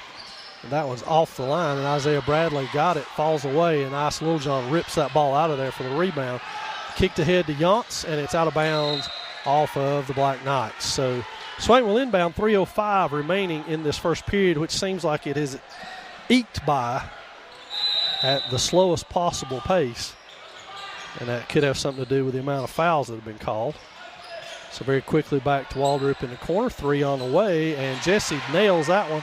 Good pass from Bradley Vestal on that time for the assist. 17-8 your score. Yance digs in there for it, has a wrapped up, and it'll be on Bradley. That could be big as Zeke's picked up his second. And very quickly, Jack Stuckey, the 6'4 junior, jumps up off the Swain bench to get Zeke out with 2:53 remaining here in the first period of play. So just like that, the Maroon Devils have Bradley and Parker, 2 fouls each, which, as we saw in the girls' game, can be very significant. Free throw good by number 10, Will Hooper. And it's 17-9 now. The Maroon Devils pulling away just a hair, but fouls continue to hamper them as the second free throw is good as well from Hooper. Now Vestal into the front court, brings it up, goes to the corner, cut off over there by Hooper. Nearly takes out the fans right in the front row, and Vestal will now inbound it if he can elbow him some room. And he goes into Waldrop, cuts cross court to Littlejohn. Littlejohn to Yance over in the corner. Yance works it back across to Vestal against the 2-3 zone. Waldrop off the Vestal screen, and it's a moving screen on Bradley. It'll be his first, but a player control. So for one of the rare times we won't shoot free throws, it'll be Robbinsville ball. And they will inbound it here and bring it up court. That's Ruthing, I believe, who brings it in against Vestal. And he beats him on the drive, hands it off to Isaiah Bradley. Bradley falls away and gets that one to count. And Big Isaiah with a couple of buckets in there. Let's see who that foul is on. It's good. 35. That's Jack Stuckey with the call. And so Isaiah will shoot a free throw here and nails that one. So 3-point play by Big Isaiah Bradley. And suddenly we're Yance with a long-range 3, back irons that one and off. Winning the race to that one is the Black Knights. They dump it off, shot inside, and it's good. So back-to-back threes, and the Knights have put themselves back in this one. It's on Yance. That's his second. So just as in the girls' game, the Maroon Devils with mounting foul problems. 2 for Southards, 2 for Bradley, 2 for Yance, 2 for Parker. And the Knights doing the majority of their damage at the free throw line. And Coach Scotty McMahon has seen enough. He whistles a timeout himself to talk to his troops at the 2:10 mark as Robbinsville, through the free throw line, has cut this Swain lead to 2 at 17-15.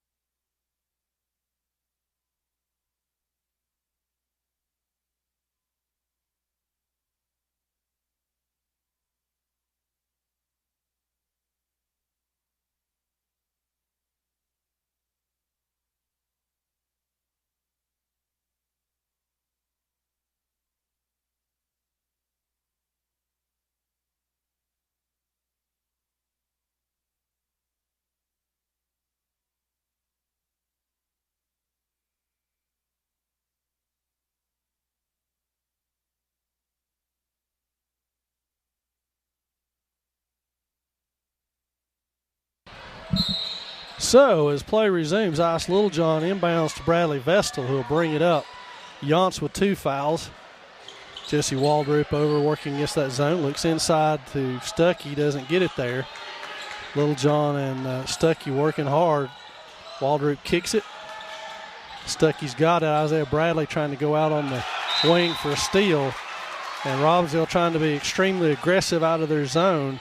Bites that one out of bounds, and Yance will inbound it. 1:51 remaining here in the first period of play. A period that I'm quite sure may never end at the rate we're going. Back cross court, Vestal's got it out front, 1:43 and counting. Littlejohn back to Waldrop, back to Yance. Yance looks at Stuckey. Stuckey goes up for a shot. Nice job by the junior, and he is fouled on the play.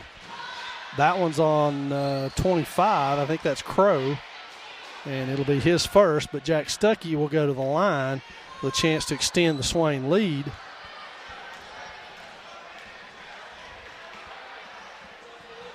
Free throw, back iron, no good by Stuckey. He'll get another opportunity here. And from the looks of the way things unfolding, the 6'4" junior Stuckey could be a key to the Maroon Devils season in terms of being able to provide depth for Parker and Bradley inside if they get in foul trouble, which they have tonight. And I think we got a violation on Stuckey, so that will be Robbinsville ball. And it'll be Crow to inbound here. And Swain backs off to a half-court defense after mounting foul problems. Bradley works against Littlejohn. That's got to be an interesting matchup. And that's an offensive foul. We got a block, and that ball counted. So that's on Jesse Waldrop, and Crow made that bucket good, and he will get a free throw with a chance to put them ahead, isn't it? Wasn't it 17-15? Should be 17 all now, and Crow's free throw with a chance to put it on top. So 3 consecutive three-point plays, and that's on Isaiah Bradley, number 32. And Ice Littlejohn will shoot free throws. So Ice goes to the line. I still think the score's 17 all, but I could be wrong. But I thought it was 17-15, and then that bucket would have made it 17 all. Littlejohn at the line. He'll shoot 2, I'm pretty sure, and that one's back ironing off. Yes, it will be 2. So the Maroon Devils struggling at the line just a little bit. And we're going to talk about it, comparing books. I'm going to stand by my argument. Joe thinks I'm right, too. But you're watching this broadcast and every Maroon Devils broadcast in crystal clear high definition. And we're proud to bring it to you. So make Maroon Devils basketball a part of your winter viewing. So I don't know what we got here. 17 all is the score after all. So Ice Littlejohn will go back to the free throw line where he missed the first one. And the Maroon Devils have been stuck on 17 for what seems like an eternity. Of course, that's almost what this quarter's felt like. And Ice misses that one. Jack Stuckey in good position. Littlejohn with a rebound. Vestal out on the wing. Back to Littlejohn on the wing. He drives in hard. Tries a scoop shot. It's blocked in there by Crow and rebounded by Crow. And now going the other way are the Black Knights, who are going to go all the way in. And Briar Yance has picked up his 3rd foul and has given the Black Knights a chance for their 4th consecutive traditional three-point play, as Isaiah Bradley canned that one and will go back to the line. So it's been Bradley as a nemesis for the Maroon Devils. He will go back to the free throw line, and the Black Knights lead it for the first time tonight, 19-17, make it 20-17. So Vestal now brings it up court, kicks it ahead to Tanner Parton, who's checked into the ballgame for the Maroon Devils. Waldrop comes up top, takes the ball, and he dribbles up top, finds Parton. Parton with a long 3 on its way, and he cans it. Tanner Parton off the Jesse Waldrop pass has tied this thing back up.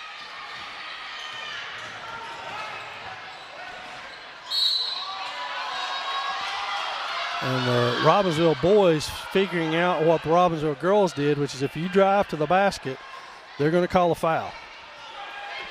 That one on Vestal, his second. So Hunter Call quickly off the Swain bench, and that one's good.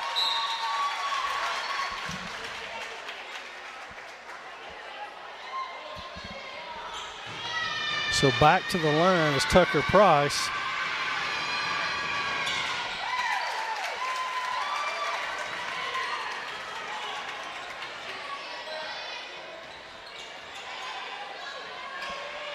So Parton works it on the wing inside to Littlejohn, back to Call, and he walked into that. So 30.6 seconds remaining, and this has been a very rough opening, frankly, for both teams. 22-20 your score, Robbinsville on top of the Maroon Devils. Into the front court comes Tucker Price. He weaves his way against Hunter Call. Stuckey and Littlejohn try to combine on that. They got ice on the foul that time as he tried to close on it. Back to the free throw line will be Crow.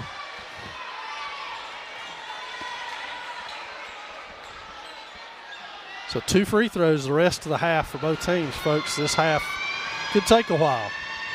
Go to the fridge, get yourself a snack. Maybe pop some popcorn because you're going to be here a while. First one good by Crow. 3-point lead by the Knights, 23-20. He'll have a second one for his cause. It's on its way too, so it's good as well. So far, Robbinsville proving to be the better free throw shooting team as they take a 4-point edge. 24-20. Parton again on the wing, dribbles himself into this one, banks it on and off. Stuckey can't get it, Crow does. Crow weaves his way around trying to find somebody to throw it to. And the Knights advance their way in.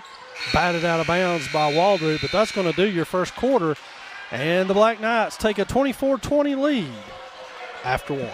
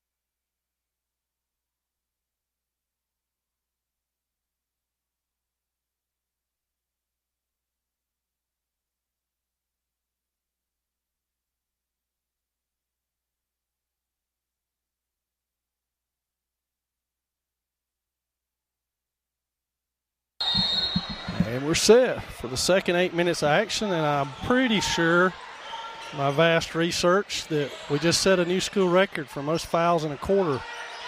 Combined 28 fouls called in that quarter alone. There's a 3 by the Knights. Tucker Price finally hits a basket the traditional way instead of the free throw line for these teams. And there's a walk by Southards. McMahon electing to go back with his starters for the most part, and all of them have 2 fouls.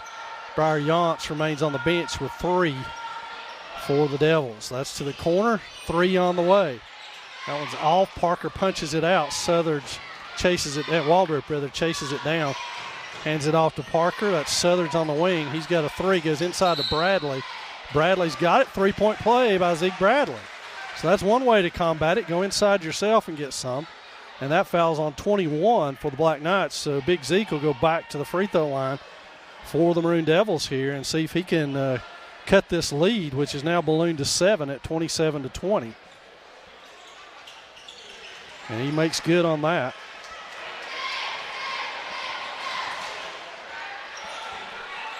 So the Black Knights looking inside. Zeke Bradley double volleyball blocks that one out of bounds. And Robbinsville will inbound.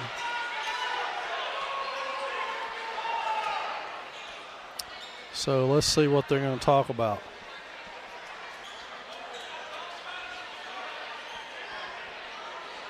A lot of discussion, but with earphones on, I have no earthly idea what they're talking about. Partial score of interest in basketball-wise, Rosamond's up 48-33 on Blue Ridge at the half. That's a basketball score from over at Rosamond. The Maroon Devils, of course, travel to Rosamond on Tuesday to open up with the Tigers.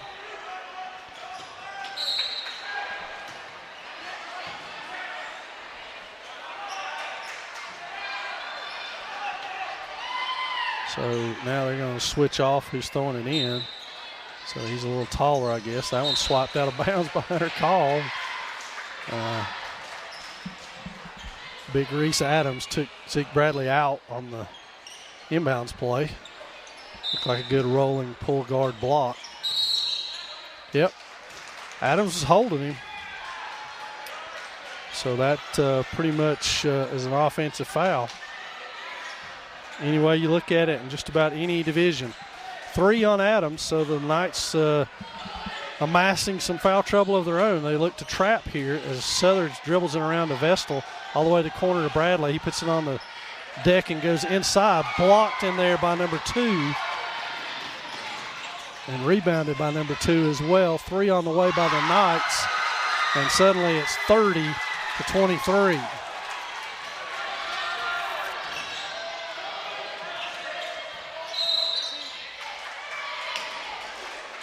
So there's a foul on 23 for the Knights. And it will be Swain back to the free throw line. This will be Gage Southers, who knocked down the first 3 of the ball game and looked a very promising start for the Maroon Devils. And then the foul fest started and things deteriorated. To be quite blunt, the Maroon Devils offense has been far superior in this game. They've just not been able to get on track with their offense because everything has been at the free throw line. Southers makes good on the first one. 30-24 your score. So Southers now with a second one on the way. Let's see if he can make good on it as well. That one back ironing out, but Parker had good position. Isaiah Bradley battles for it and pulls that one down. Here come the Knights. Swain in a rare zone, but with all the foul trouble, they basically have no choice. That's Zeke Bradley with the rebound, and he pulls it out. Parker goes all the way and lays it in. So Bradley with the rebound, Parker with the layup, and it's 26-30. And I think we just threw it in bounds and then stepped out of bounds and threw it in again. 3 on the way, and it's good by number 23 again, as he is nailing it from downtown. Vestal tries to improve his position, goes all the way in, tries to hand it off. It's stolen in there by number 2, and now the Black Knights look to take it the other way.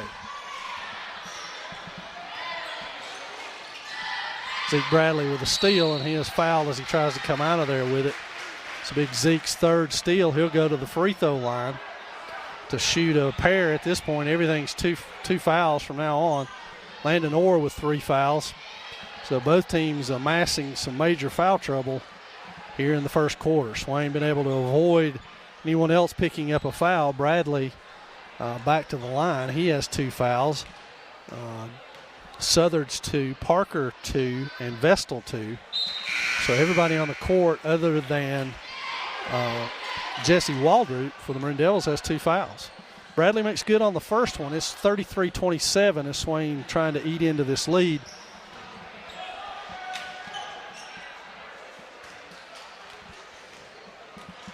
Now he will shoot a second one.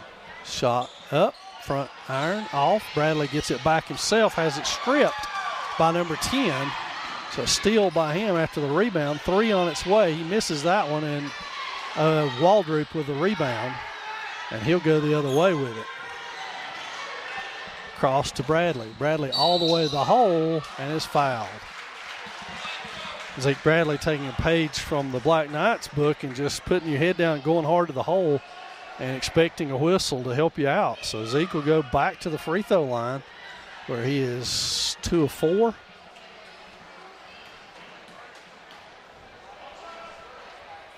First one up and good. And Tank Rattler back in the game with 3 fouls. He's got Tucker Price out. But at this point, just about everybody has fouls. Radler, Price, Adams, and Orr, all with 3 fouls for the Black Knights. Bradley makes good on both of those. So it's 29-33, 4-point advantage for the Knights. Radler into the front court. The Maroon Devils change defenses.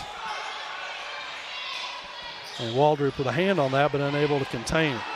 So Robbinsville back into their offensive scheme here, having to run some offense instead of scoring at the free throw line for a 3-point play. Parker and Bradley both with 2 fouls.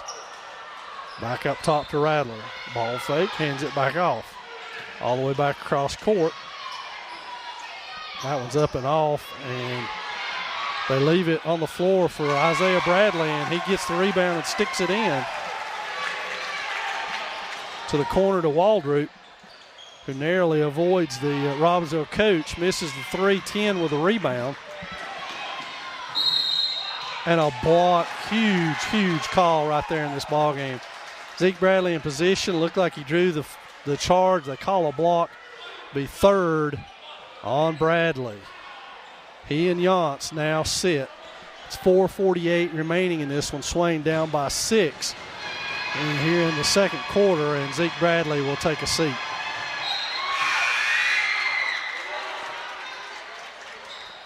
Ice Littlejohn in. Also in is Crow for the Knights. Back to the line again is Will Hooper, who will shoot another one. That one is an air ball, so it'll be Swain basketball. And Ice Littlejohn will inbound it. And Bradley Vestal brings it in against the Robbinsville zone. Cross court to Waldrop. Waldrop back to Vestal, back to Southardge. Southardge the ball on the floor, loses control of it, and it goes over to the Knights, who throw it ahead. But Jesse Waldrop is there for the interception on that one, and now bobs and weaves his way back up court. Gives it to Gage Southardge, kicks ahead to Littlejohn. 3 on the way by Ice is out. Vestal keeps it alive. Waldrop's got it. So Waldrop with the offensive rebound. Hands it back over to Vestal. Vestal inside to Littlejohn, back to Waldrop. Waldrop almost ready to step into a 3, but fumbled it. Southardge inside, stolen by Bradley. So Isaiah Bradley having himself quite a half against his former teammates. That's handed off to Crow. He loses it back to Bradley. Littlejohn on him. Inside, that's Tank Radler, and no foul called in that play. Parker with the defensive rebound, rather. And now Southardge goes the other way. Picking and weaving his way, and Tank Radler has 4 now as he picks up another foul. So Tank Radler, the first player on the floor with 4. Gage Southardge gets up, wipes his mouth off, so he took a shot to the mouth. Tank Radler apologizes. Good show of sportsmanship by Tank. And 4 fouls by our count, 4 fouls on the board. So Southardge will shoot a pair as we're shooting free throws the rest of the half. And Southardge makes good on that one. So quickly into the ballgame is Jacob Waldrop for his brother Jesse now, making his first appearance in the game, so he has no fouls. Probably the only player on the floor at this point that fits that category. Bradley and Littlejohn do battle, and Littlejohn comes away with it. Now the Black Knights come up court.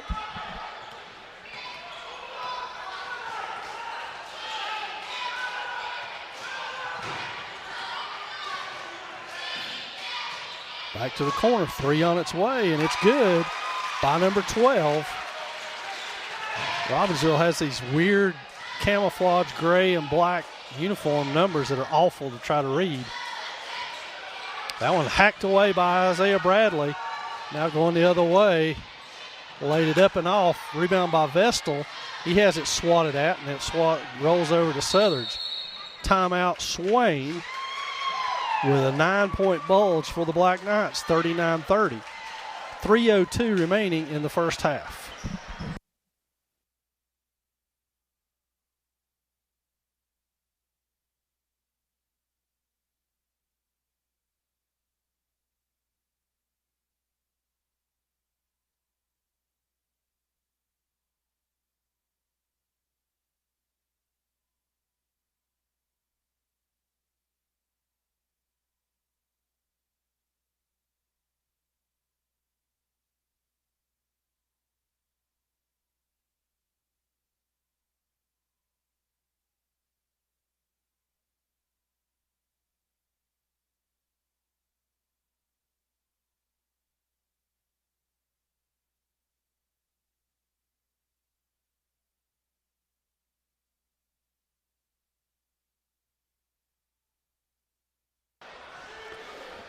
So Swain will inbound.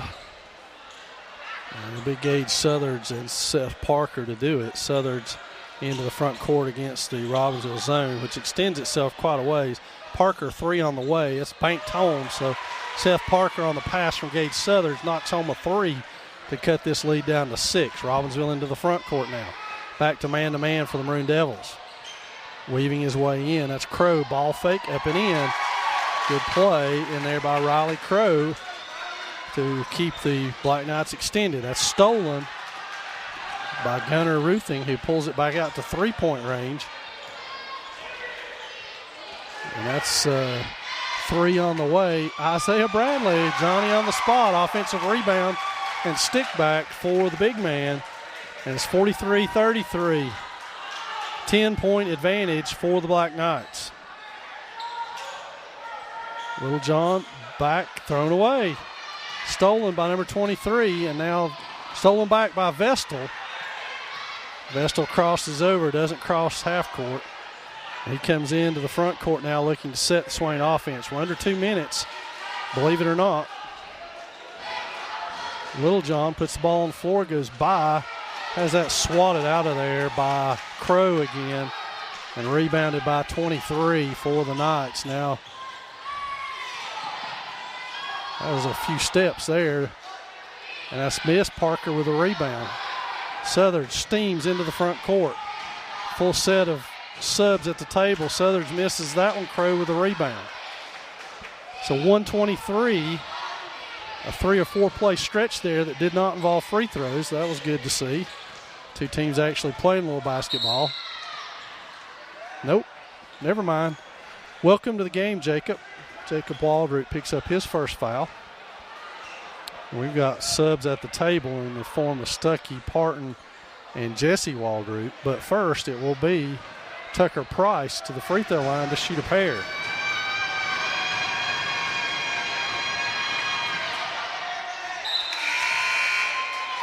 It's buy one, get one free night at the ballpark. Everybody who goes to the free throw line gets 2 for the price of 1. It's a deal we've been running for 2 games now. So the first one good by Price. He'll shoot the second one looking to extend a 12-point lead, and that one rolls home. Now Southern's into the front court. Over to Little John, to Parton. Parton back to Waldroop, who fumbles it out of bounds, and it will be Robbinsville ball. 1:04 remaining in your first half of play. It's a 12-point Black Knight lead. Maroon Devils trailed by 4 at the end of the first, but free throw shooting and fouls just continue to mount in the second quarter. And so, because of that, nice pass by Little John on the assist. Little John steal, assist, and Southern's with the bucket. So now the Black Knights bring it back up.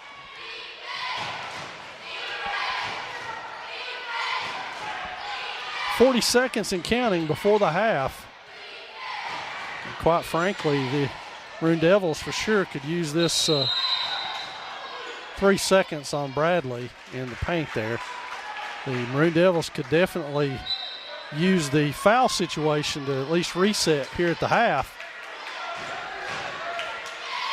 Inside to Stuckey. Stuckey triple team back to Southern's. Parton outside. Little John inside. Again stolen by Bradley. Isaiah lumbers into the front court, moves his way, moves his man out of the way. Little John with a rebound. He goes full court, pitches it ahead. Southern's wisely doesn't collect it until, and then he's fouled. Nope, travel, I'm sorry. 5 seconds left in this one. The first half, that is.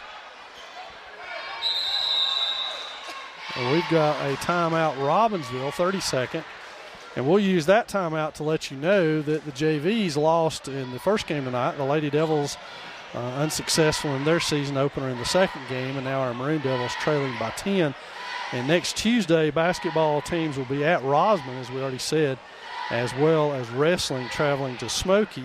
Then next Friday, 1 week from today, we'll be back here on the Maroon Devils Network with you to bring you Blue Ridge at home for varsity games on that one. The wrestlers on that night will be participating in Friday Night Lights down in Union County. That's always a big event to open their season. And I'm sure they're looking forward to getting that underway. So that's our schedule for next week. Christmas fast approaching, Christmas break fast approaching. So Robbinsville will inbound it with 5 seconds left. Steaming in is Hooper. He'll pass it right to Waldrop. Waldrop shot at the buzzer, no good. So that's going to do your first half of play with the Black Knights ahead, 45-35. We'll be back for the second half.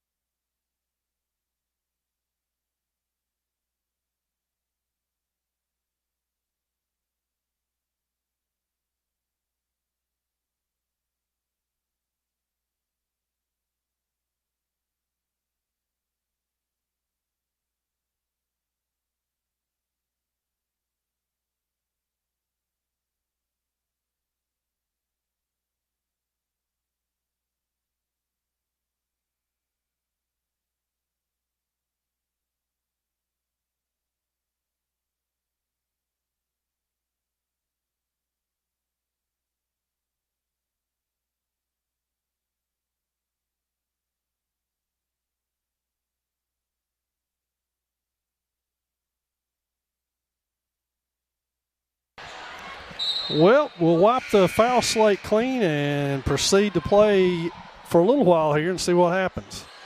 If it holds true to what happened in the girls' game, Swain went on a huge run once basketball resumed and free throw shooting stopped, but then got muddled down in the mud. So Swain will open this half with Nolan Arkansas, Bradley Vestal, and Seth Parker. Arkansas wastes no time in getting his shot up. Vestal with a rebound, has it poked away. Yance inside to Parker. Back to Yance, 3 on the way. It's off too. And rebound pulled down by number 10 of the Knights. And that was off Robbinsville, out of bounds. It'll be Swain basketball. 7:33, Maroon Devils trail it by 10. They open the second half with Bradley on the bench with 3 fouls. Yance opens up. Arkansas tries to play keep away and then has it ripped away. Finally finds Gage Southards back over to Yance out front. 7:14 now and counting. Vestal inside to Parker. Back to Vestal. Vestal shot on the way. Rims out. Rebounded in there by Reese Adams. Stripped away. Then pulled out by Robbinsville. So into the front court come the Black Knights. We're a minute in, minute and 5 seconds, no fouls called yet. That's worth note. Not even being facetious, that's worth note. Seth Parker with the rebound off the Vestal miss, and Seth puts it in. Swain trims the lead to 8. Again, don't be totally shocked if Swain comes all the way back in this before it becomes free throw shooting. That was obviously Robbinsville's best offense, was shooting free throws. Yance with a rebound, rips it out there, is shoved from behind. They pick each other up. Southards on the run, shot is off, but there's Parker to clean up the mess. So Seth Parker, a pair of rebounds and 4 points, timeout Robbinsville.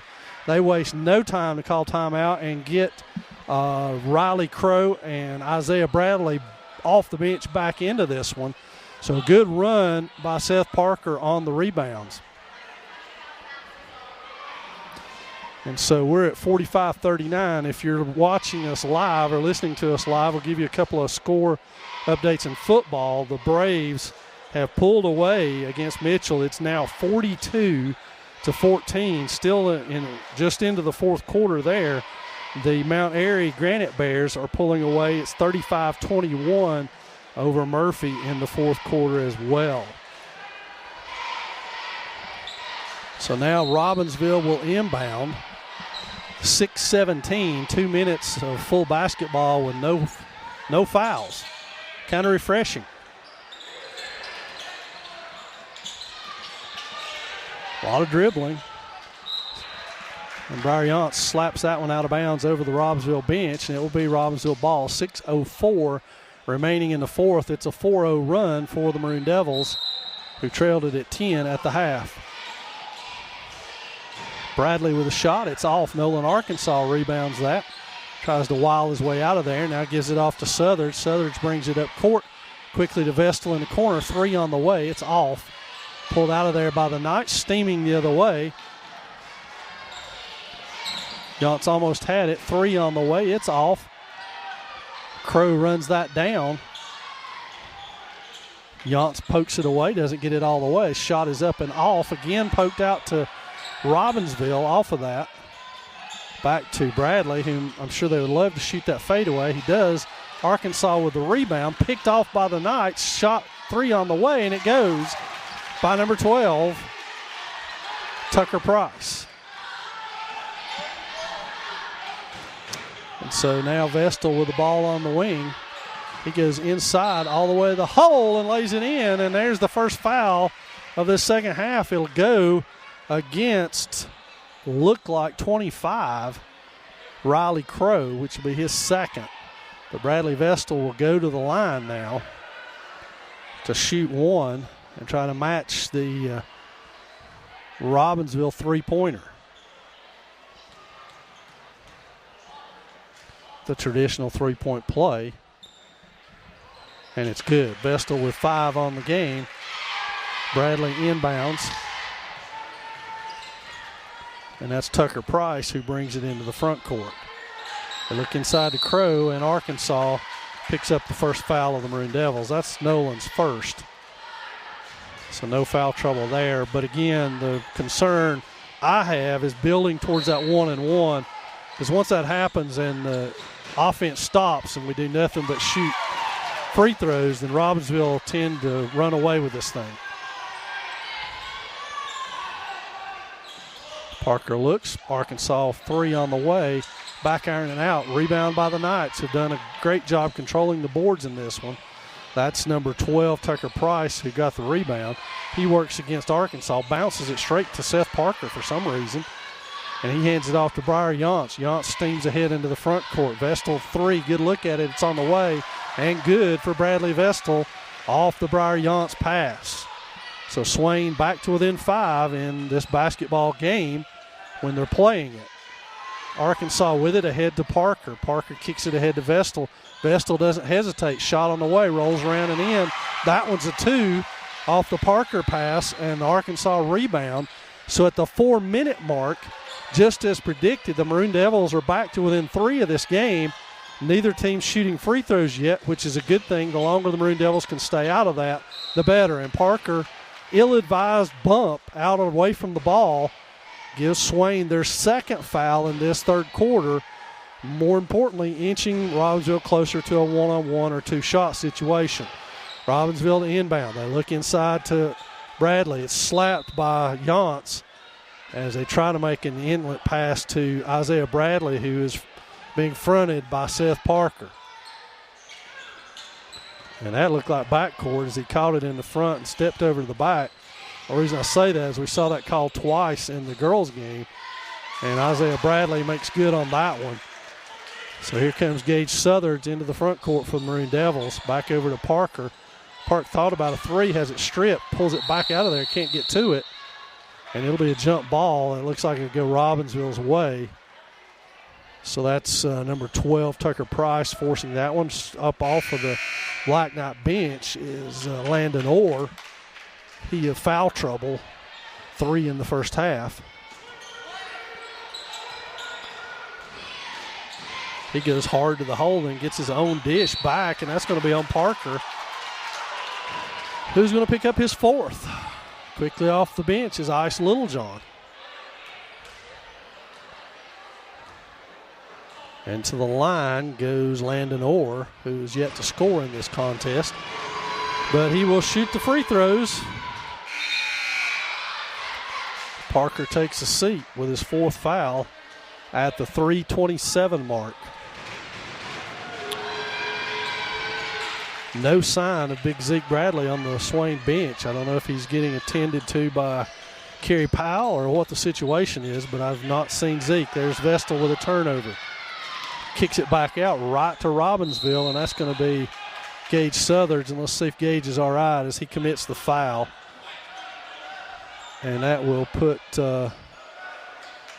Robbinsville inbounding the ball, but again, 4 team fouls on Swain. The closer we inch to that 1-and-1,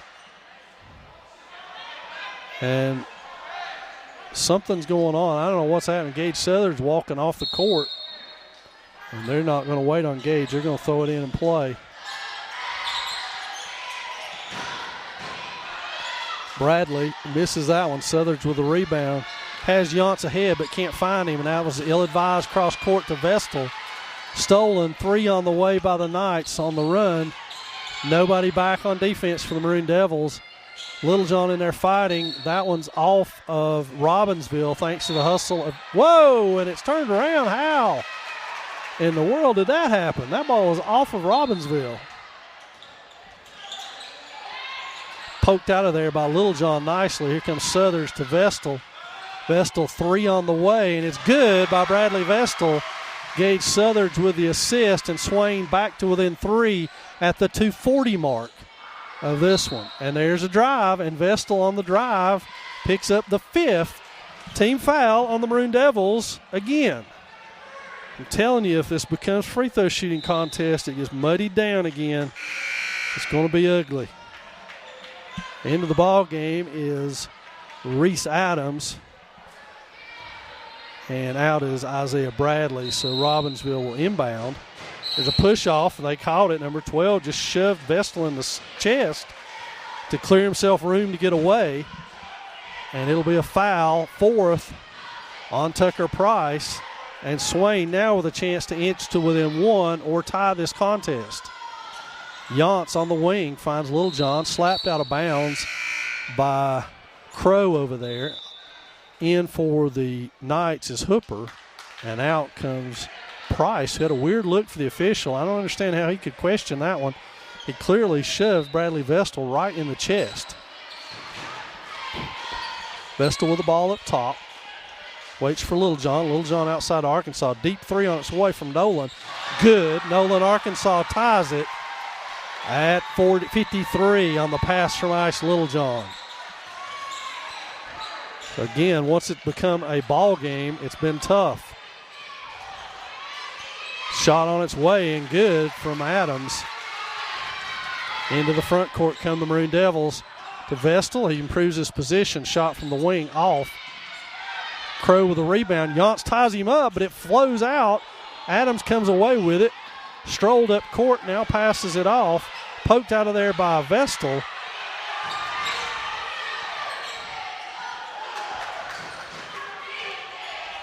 And that's laid in by Adams.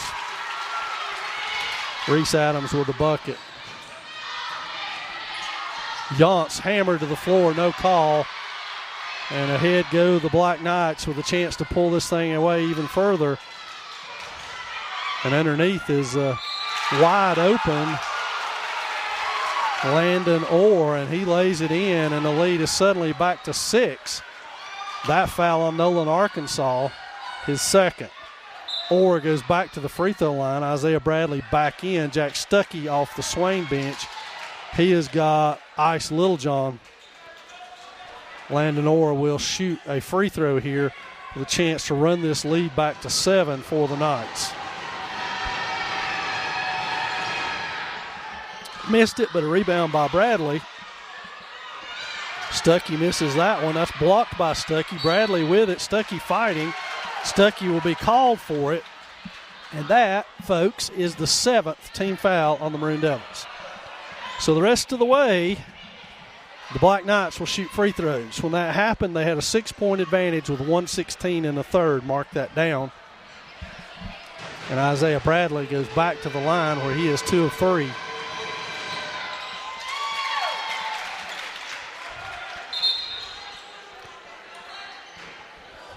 Jesse Waldrop off the Swain bench. He's got Arkansas. Again, no sign of Zeke Bradley on the Swain bench. And that's a lane violation on number 2 for the Black Knights. So 7-point advantage, 1:16. Southard's into the front court to Stuckey on the wing. Stuckey takes off. Jumper from the wing, extended. It's off. Rebound by the Knights.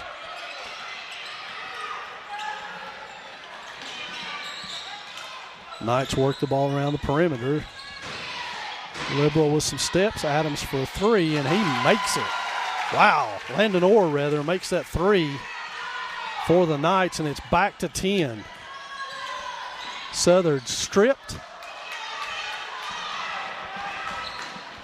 And that's a stroll in the park there. Easy call for everybody on the Swain side. 40 seconds remaining, 10-point lead for the Knights. Swain had whittled it down to 1, but could get no closer. And now the Knights have pulled away again in this one. Vestal looks for Waldrop. He's got it in the corner, goes baseline on Bradley, and Jesse Waldrop draws a foul on the big man and will go to the line. But that is the third, I repeat, third foul on the Black Knights. Swain already has them shooting 1-1 with 7. Waldrop at the line, shot on the way, and it rattles home. So Jesse Waldrop will get a second one for his troubles. 9-point advantage now for the Knights. Tanner Parton up off the Swain bench. He will check in, and he's got Vestal for this final 29-second mark. And so Waldrop to shoot another one.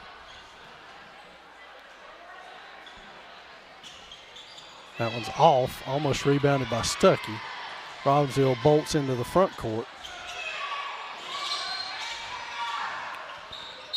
Shot up and hard, and what is that whistle for? What the heck? What was that? Foul is on Stuckey for some reason.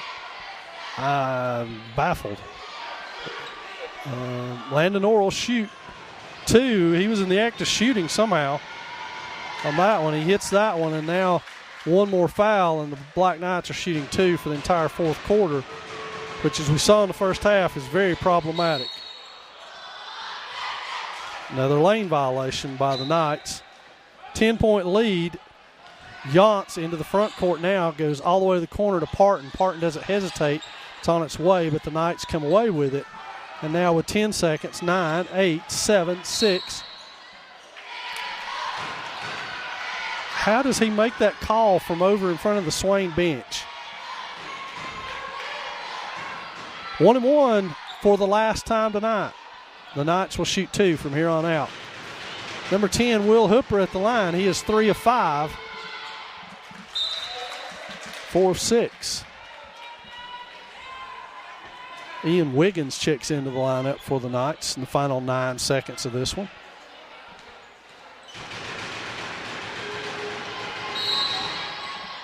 And again, we got a lane violation. That's becoming an every time we shoot call.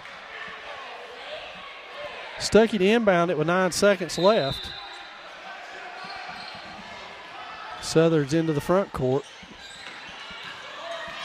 Finds Yance to Stuckey. It fumbles away. The Knights fire that one all the way down court. And that's going to do the third period of play with the Black Knights holding an 11-point advantage, 65-54.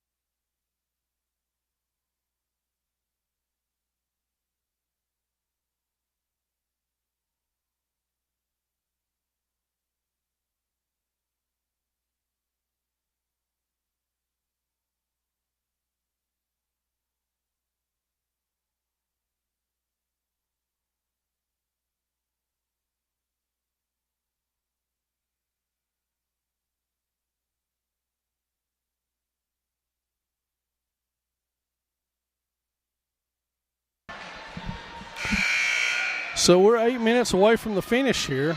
Zeke Bradley is back in the lineup now, and he looks to have a pretty hefty tape below his right knee, so we'll see what that is the cause of. And Southard's handles the ball up top. Vestal over to Arkansas on the wing. Arkansas goes all the way across court to Southard's inside to Bradley. Bradley pumps, goes up, and is fouled. That will be on number 5, Reese Adams, and that's his 4th. Zeke Bradley will shoot a pair here at the 7:43 mark. Couple of scores if you're following us live. The Braves now lead at 42-21 on Mitchell in the 4th. And Murphy is down 49-28 in the 4th to Mount Airy. Bradley back into the lineup in what is clearly an illegal T-shirt, believe it or not. You're not supposed to have frayed or cut edges on those, but like most things, the officials are more worried about whether you're standing up on the bench than whether that's illegal. So Bradley makes good on both free throws to cut the lead to 9. And Robbinsville will bring it up into the front court. Vestal picks him up at the S, works him over to the side, kicked ball back to Robbinsville. Bradley pokes it away from Bradley. 3 on the way. Isaiah with a heat check. He banked that one home. So everything going the way of Isaiah Bradley. And Southers has that one poked away.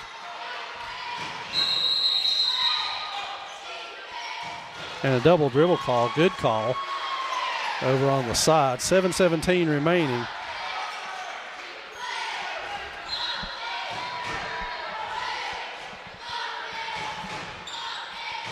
Yance on the wing looks inside for Bradley on the low post. Vestal back up top. Nolan, Arkansas works his way back out against the zone.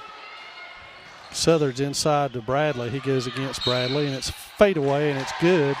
Isaiah Bradley called with a foul, and that's his third, only his third. But Zeke will get a traditional three-point opportunity here.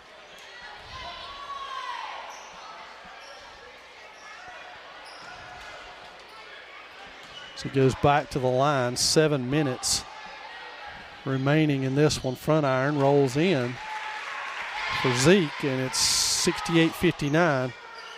Maroon Devils need some stops.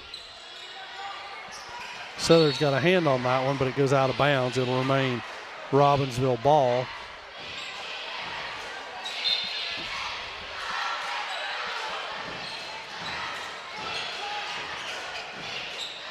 And that's backed into the corner, shot on the way, and it goes. Everything is falling for the Black Knights. A three, and they continue to build.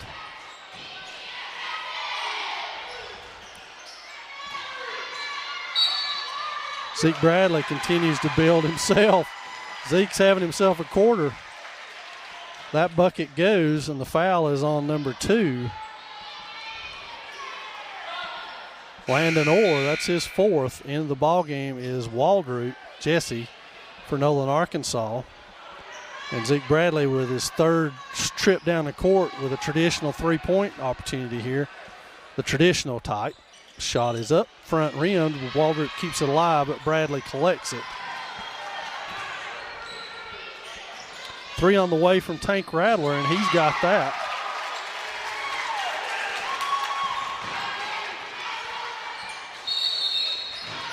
Kickball, it'll be Swain basketball.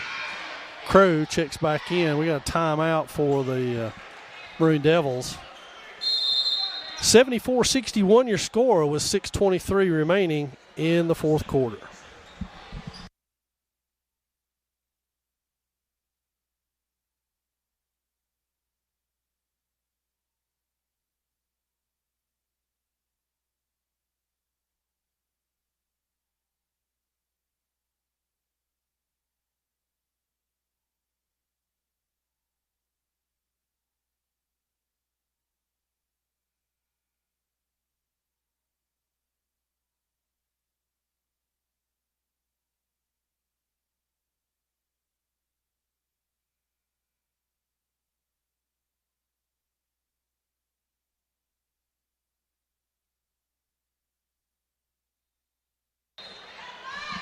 So Swain inbounds now. And now Southers will dribble against Rattler. Back out to Yance. Vestal on the wing. Trying to find some way to go against this. And there we go. Keep getting three-point plays that way. That foul is on number 10. Only his second. And Bradley, another attempt at a traditional three-point play. And before he has a chance to shoot, we go back to reiterate who the foul was on, so they didn't get that foul.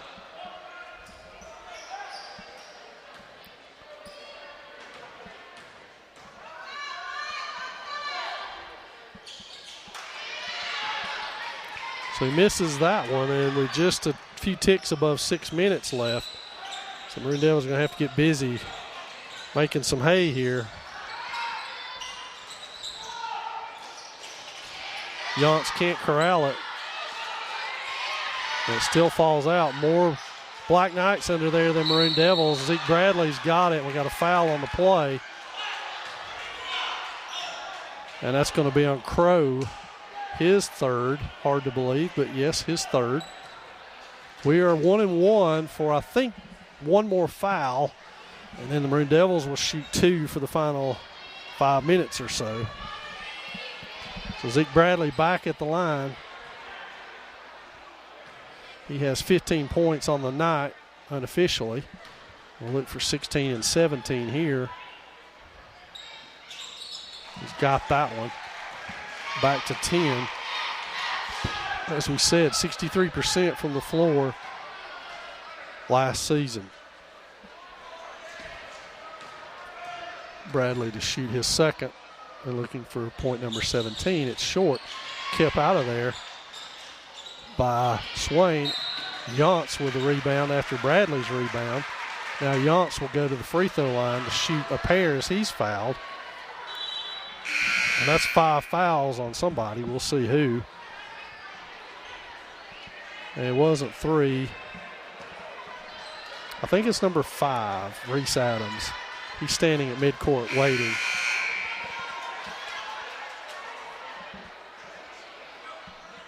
So we got to have a player, folks. Yep, it's Adams who's fouled out of this game, so he's the first to go at the 5:45 mark. So what do we got? We got two free throws.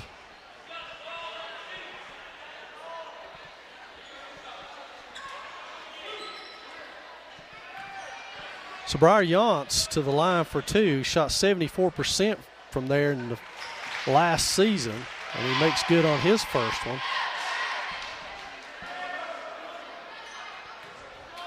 Fouls have really kept Briar from being able to get on track tonight. He's only got 3 points, shooting for his 4th.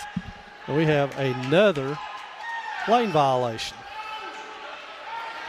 How many? I wish we'd kept track of how many of those there have been. There's been a bunch.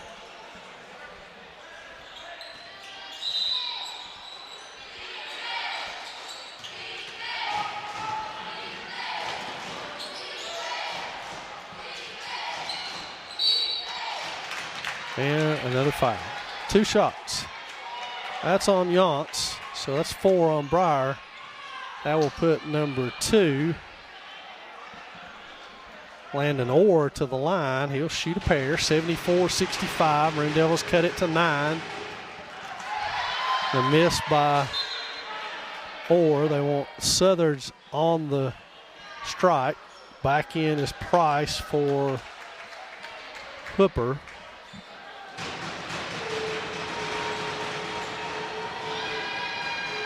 Shot is good. 5:38 and counting. Vestal 3 on its way, and it's good from Bradley. So Zeke with another pass, Vestal with another 3.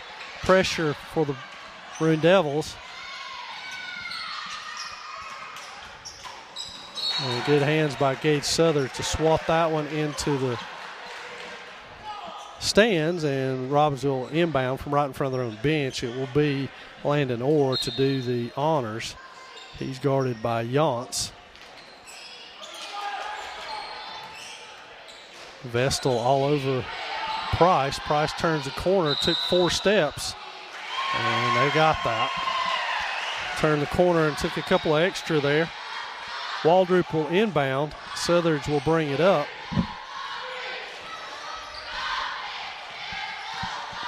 Southard's cross court to Yance. Yance to the corner to Waldrop.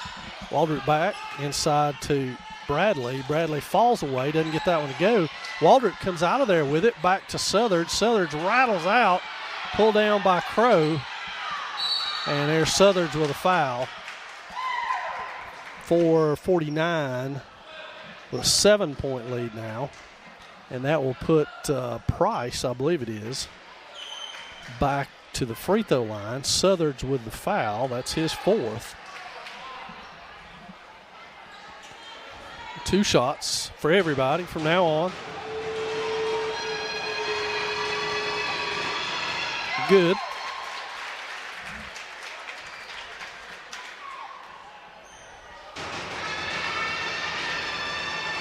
Second one on its way, and it rattles home as well. Southard's into the front court, finds Yance underneath, who lays it up and is fouled. That foul is going to be on Wiggins. Number 21, his 2nd of the game. And Briar Yance will go to the free throw line with a chance for a pair right here.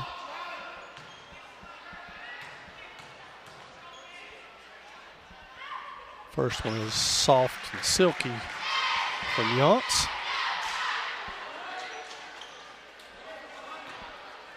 And he will attempt his 2nd one now. It's good. So Yance makes good on both. Full court pressure by the Maroon Devils. Vestal chasing. Yance trying to get in on it. Looked like he may have turned it over. No call. Batted by Southards. He's got it. Southards picks and weaves his way along. Good pass underneath to Waldrop. He got that up but couldn't get it to go. So Jesse Waldrop fouled on the play. And Isaiah Bradley up off the Robbinsville bench and ready to check back in. And we'll see who that foul is on. Looks like 24. 21, yeah, Wiggins. So Waldrop will shoot a pair. First one rolls home. So Swain back to 6, and Isaiah Bradley, who's been one of the most effective Black Knights tonight, back into the ball game.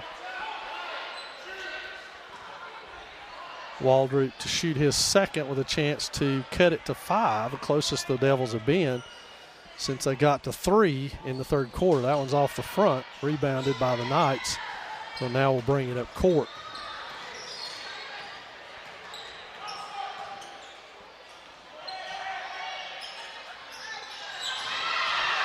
Bradley steps back for a 3. That one's off. Crow gets it and falls down, and we got a walk. So Crow, thanks to the hustle of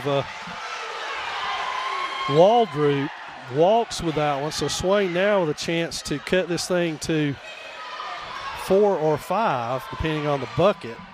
Inside to Bradley. Bradley goes, fakes, back up, and has it poked away and stolen in there by Price, who steams the other way. Nobody's stopping him. He goes all the way to the hole, misses it.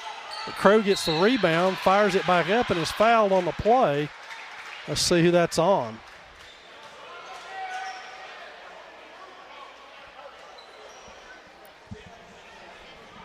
And he has just issued a bench warning on the Robbinsville bench. Foul looks to be on Bradley, his 4th. So Crow to the line, and he missed it.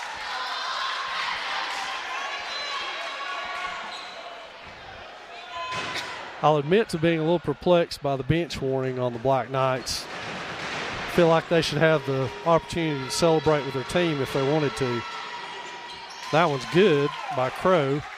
So Vestal into the front court now. Bradley. And that one's good by Zeke Bradley. The foul on Isaiah Bradley.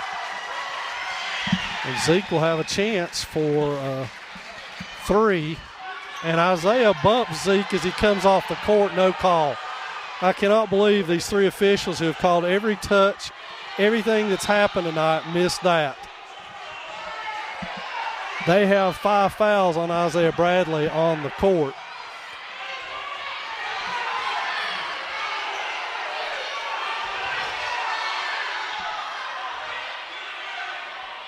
So when play resumes after all this, Zeke Bradley will have a free throw. But it's a shame they have 5 for Isaiah Bradley officially.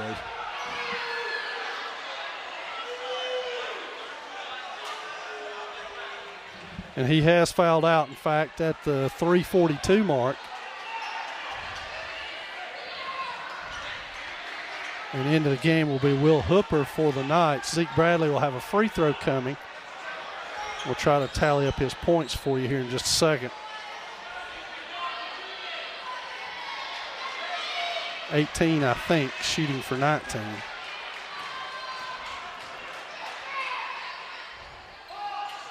And he makes that one. So Swain back to 4.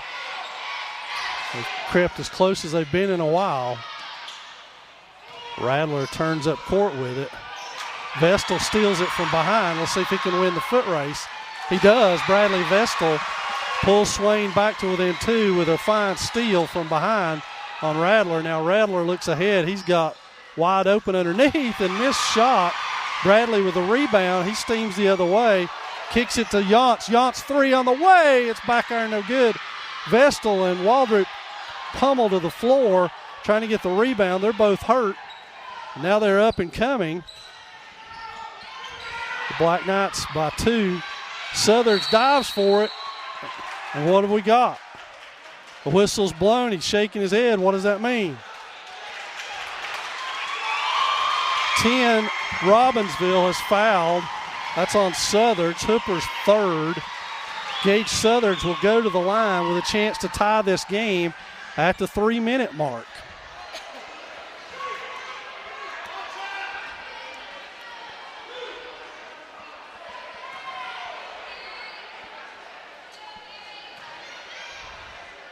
First one is off. So Southard's with a chance to pull Swain to within one right here by making this free throw.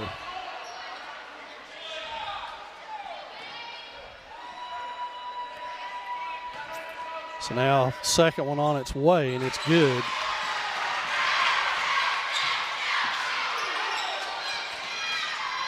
So Swain's defensive intensity picked up a little bit. Crow into the front court. Goes by Bradley. No look pass to the corner. Shot way off. Waldrop with it. Comes out of there with it despite being hit. Over to Vestal. Lays it in. So Waldrop to Vestal with a bucket, and the Maroon Devils lead. And now Tank Rattler running for his life to get out of there. Out of control. Finds the three on the way off. And that's Waldrop with the rebound, and he thinks better of it. Brings it out.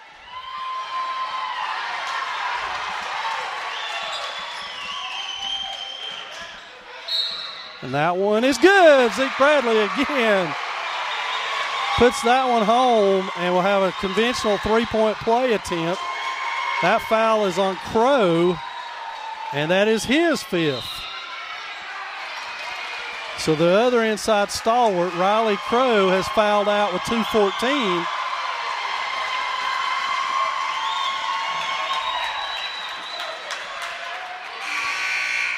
So Zeke Bradley will shoot one right here.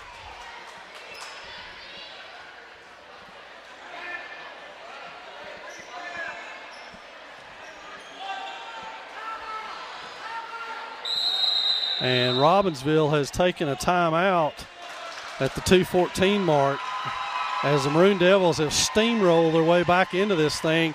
It's 81-78 with 2:14 remaining.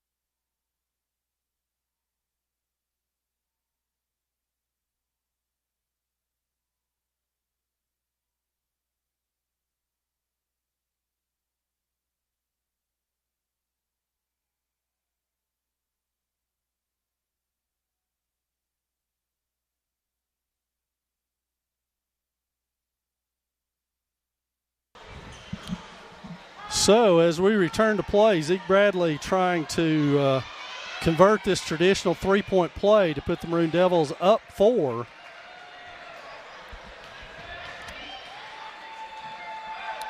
Shot on its way from Bradley is net.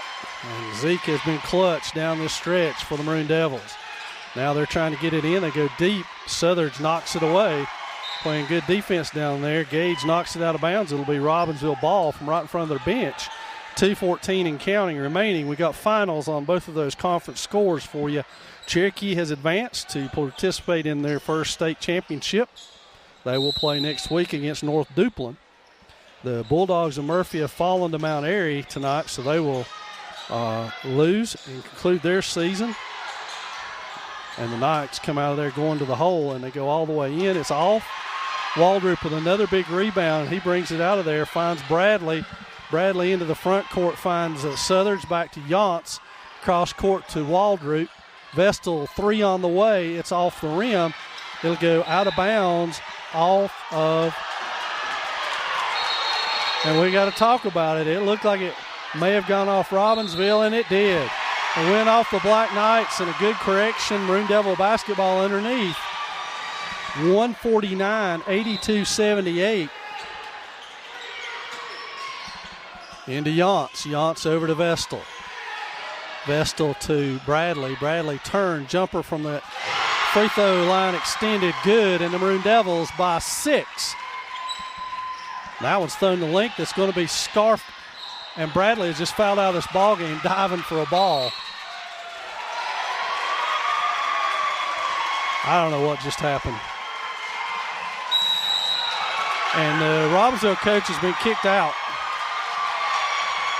We got a technical on Robbinsville, 2 technicals.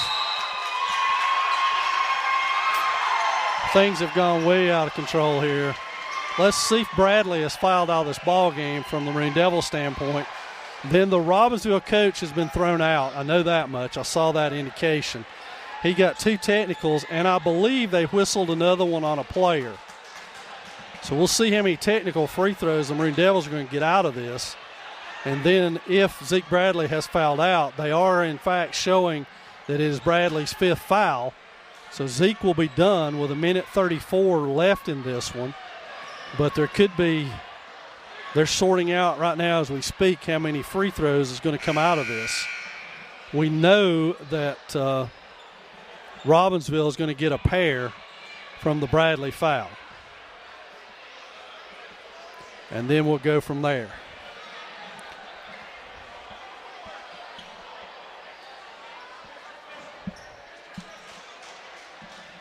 And we're still sorting. Now that's 5 on Bradley, so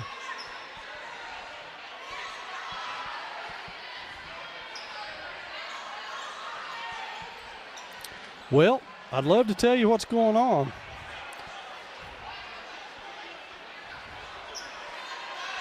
That is, in fact, 5 on Bradley. He thought it was 3. Or obviously he wouldn't have went after that ball. So Parker will check back in for Bradley. We got that much. Now Landon Orr will shoot the free throws from the foul of Zeke Bradley. We'll try to tally Zeke's numbers for you here in just a second. 8 rebounds, 3 assists, 3 steals.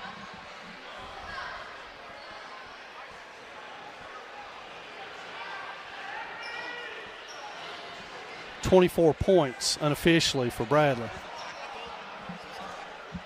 This is the free throw right here on the foul from Bradley. There were 2 technicals called on Robbinsville's bench. Their coach has been ejected. And he just got another one. 3 technical fouls on Robbinsville's coach. And so they have 5 players on the floor. Swain now has 5 players on the floor. Apparently they're trying to sub. I don't know why we're not shooting free throws at this juncture. Number 12, Tucker Price, he must have been the one whistle for the foul because that would be his 5th. If that's a technical, we'll see. Free throw on the way by Orr. He hits it.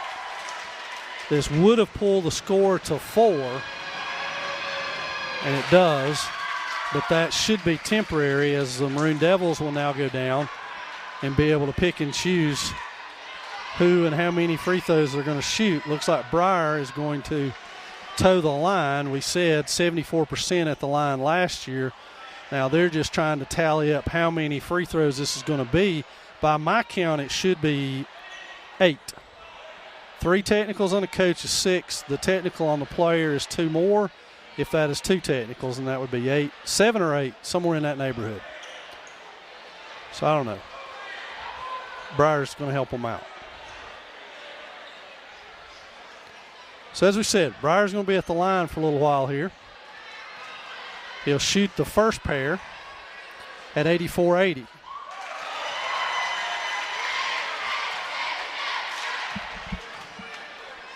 Second one at 85-80.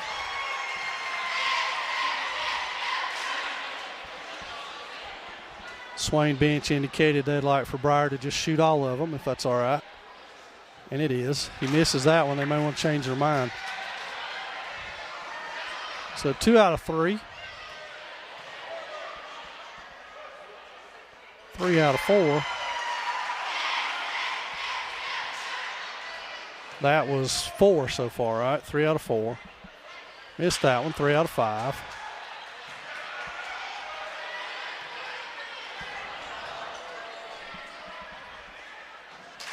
Four out of 6. And now 2 more for good measure. 4 out of 6.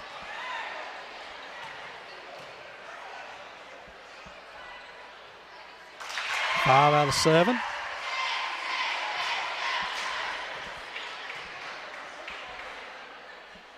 Six out of 8. And Swain ball on the side. 13 points for Breyer, 10 at the free throw line tonight. Southard's inbounds. He goes to Waldrop to Southard's. Now Southard's turns the corner, has it poked away. Robbinsville will get it back. Seth Parker's got it now, and they'll punch it back out here to Yance, who'll just stand and let some clock run. He goes to Southard's, back to Waldrop. Waldrop inside to Parker. Parker to Vestal, and Swain content to either shoot a free throw or let this clock run all the way out and get out of here with a win. He stepped backcourt, but Robbinsville comes out with a steal, and now they'll attempt 3, blocked by Yance. Parker tries to get the rebound, and that one goes. Somehow a foul on Waldrop, I suppose. So the offensive rebound there by 21, Ian Wiggins, who lays it in, and he will get a free throw out of this. We're 90-82 with 54 seconds left. That one's off. Parker can't get there. Robbinsville with a rebound, and Parker has just fouled out of this game as well. That's 5 on Seth Parker. So Coach Scotty McMahon has to go back to his bench again. Let's see who he picks. And Tanner Parton's going to be the guy.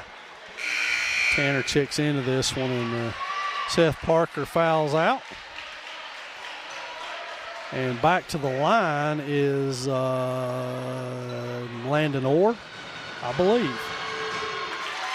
Yes, Orr hits the first one, and it's a 6-point advantage. This game is still not over, folks. 6-point advantage, shot back up.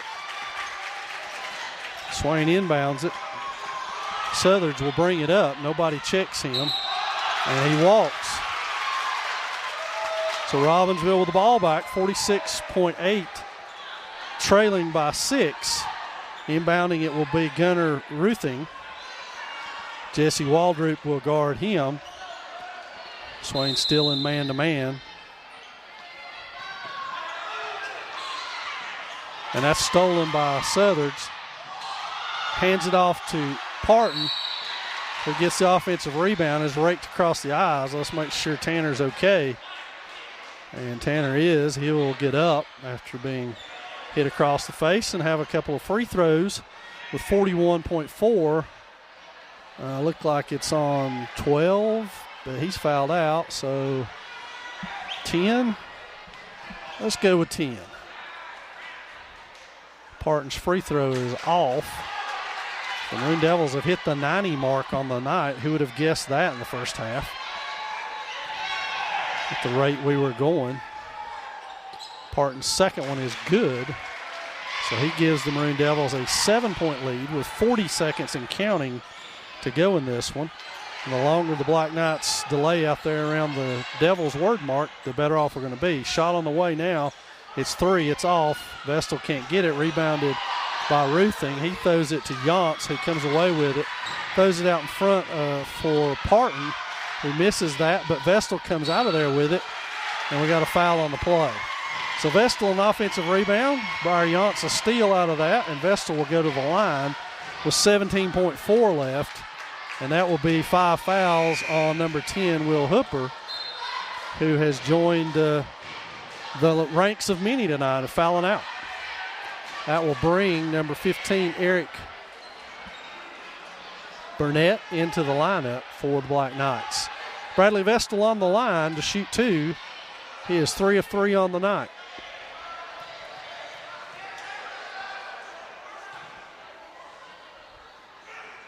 First one on its way, nothing but net for the junior. So Vestal will shoot again. Swain leads it by 8, 17.4 seconds remain in this one.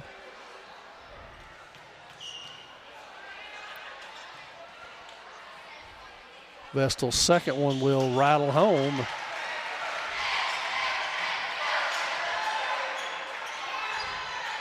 So the Knights try to work it up court now. We're down to 13, 12, 10. And it looks like the Maroon Devils are going to escape with a win on this one. A turnaround three is up. Rebound by Ruthing, and Parton fouls him with 3 seconds left, hustling for the ball. So Ruthing misses it. Tanner Parton has 2 fouls now, and that will send Ruthing to the line to shoot a pair. With 3.1 seconds left, the Maroon Devils are going to walk away with a win here tonight. And that one's good. So 93-85.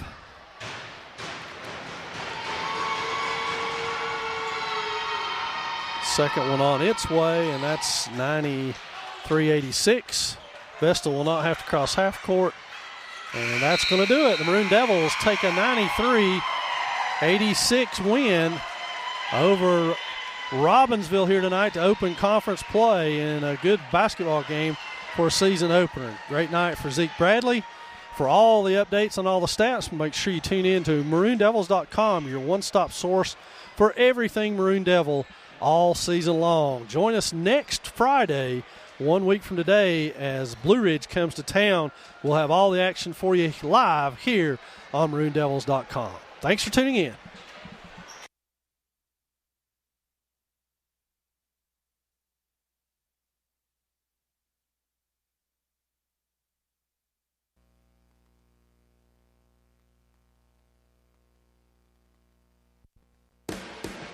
The time is now to pre-order your very own DVD or Blu-ray box set of the 2017 Maroon Devils varsity football season. Third down play. They set up the screen on the left side. Oh, we miss a tackle, but there's another tackle behind him. The ball is loose. Murphy picks it up. He's running the wrong way. And they're running the wrong way.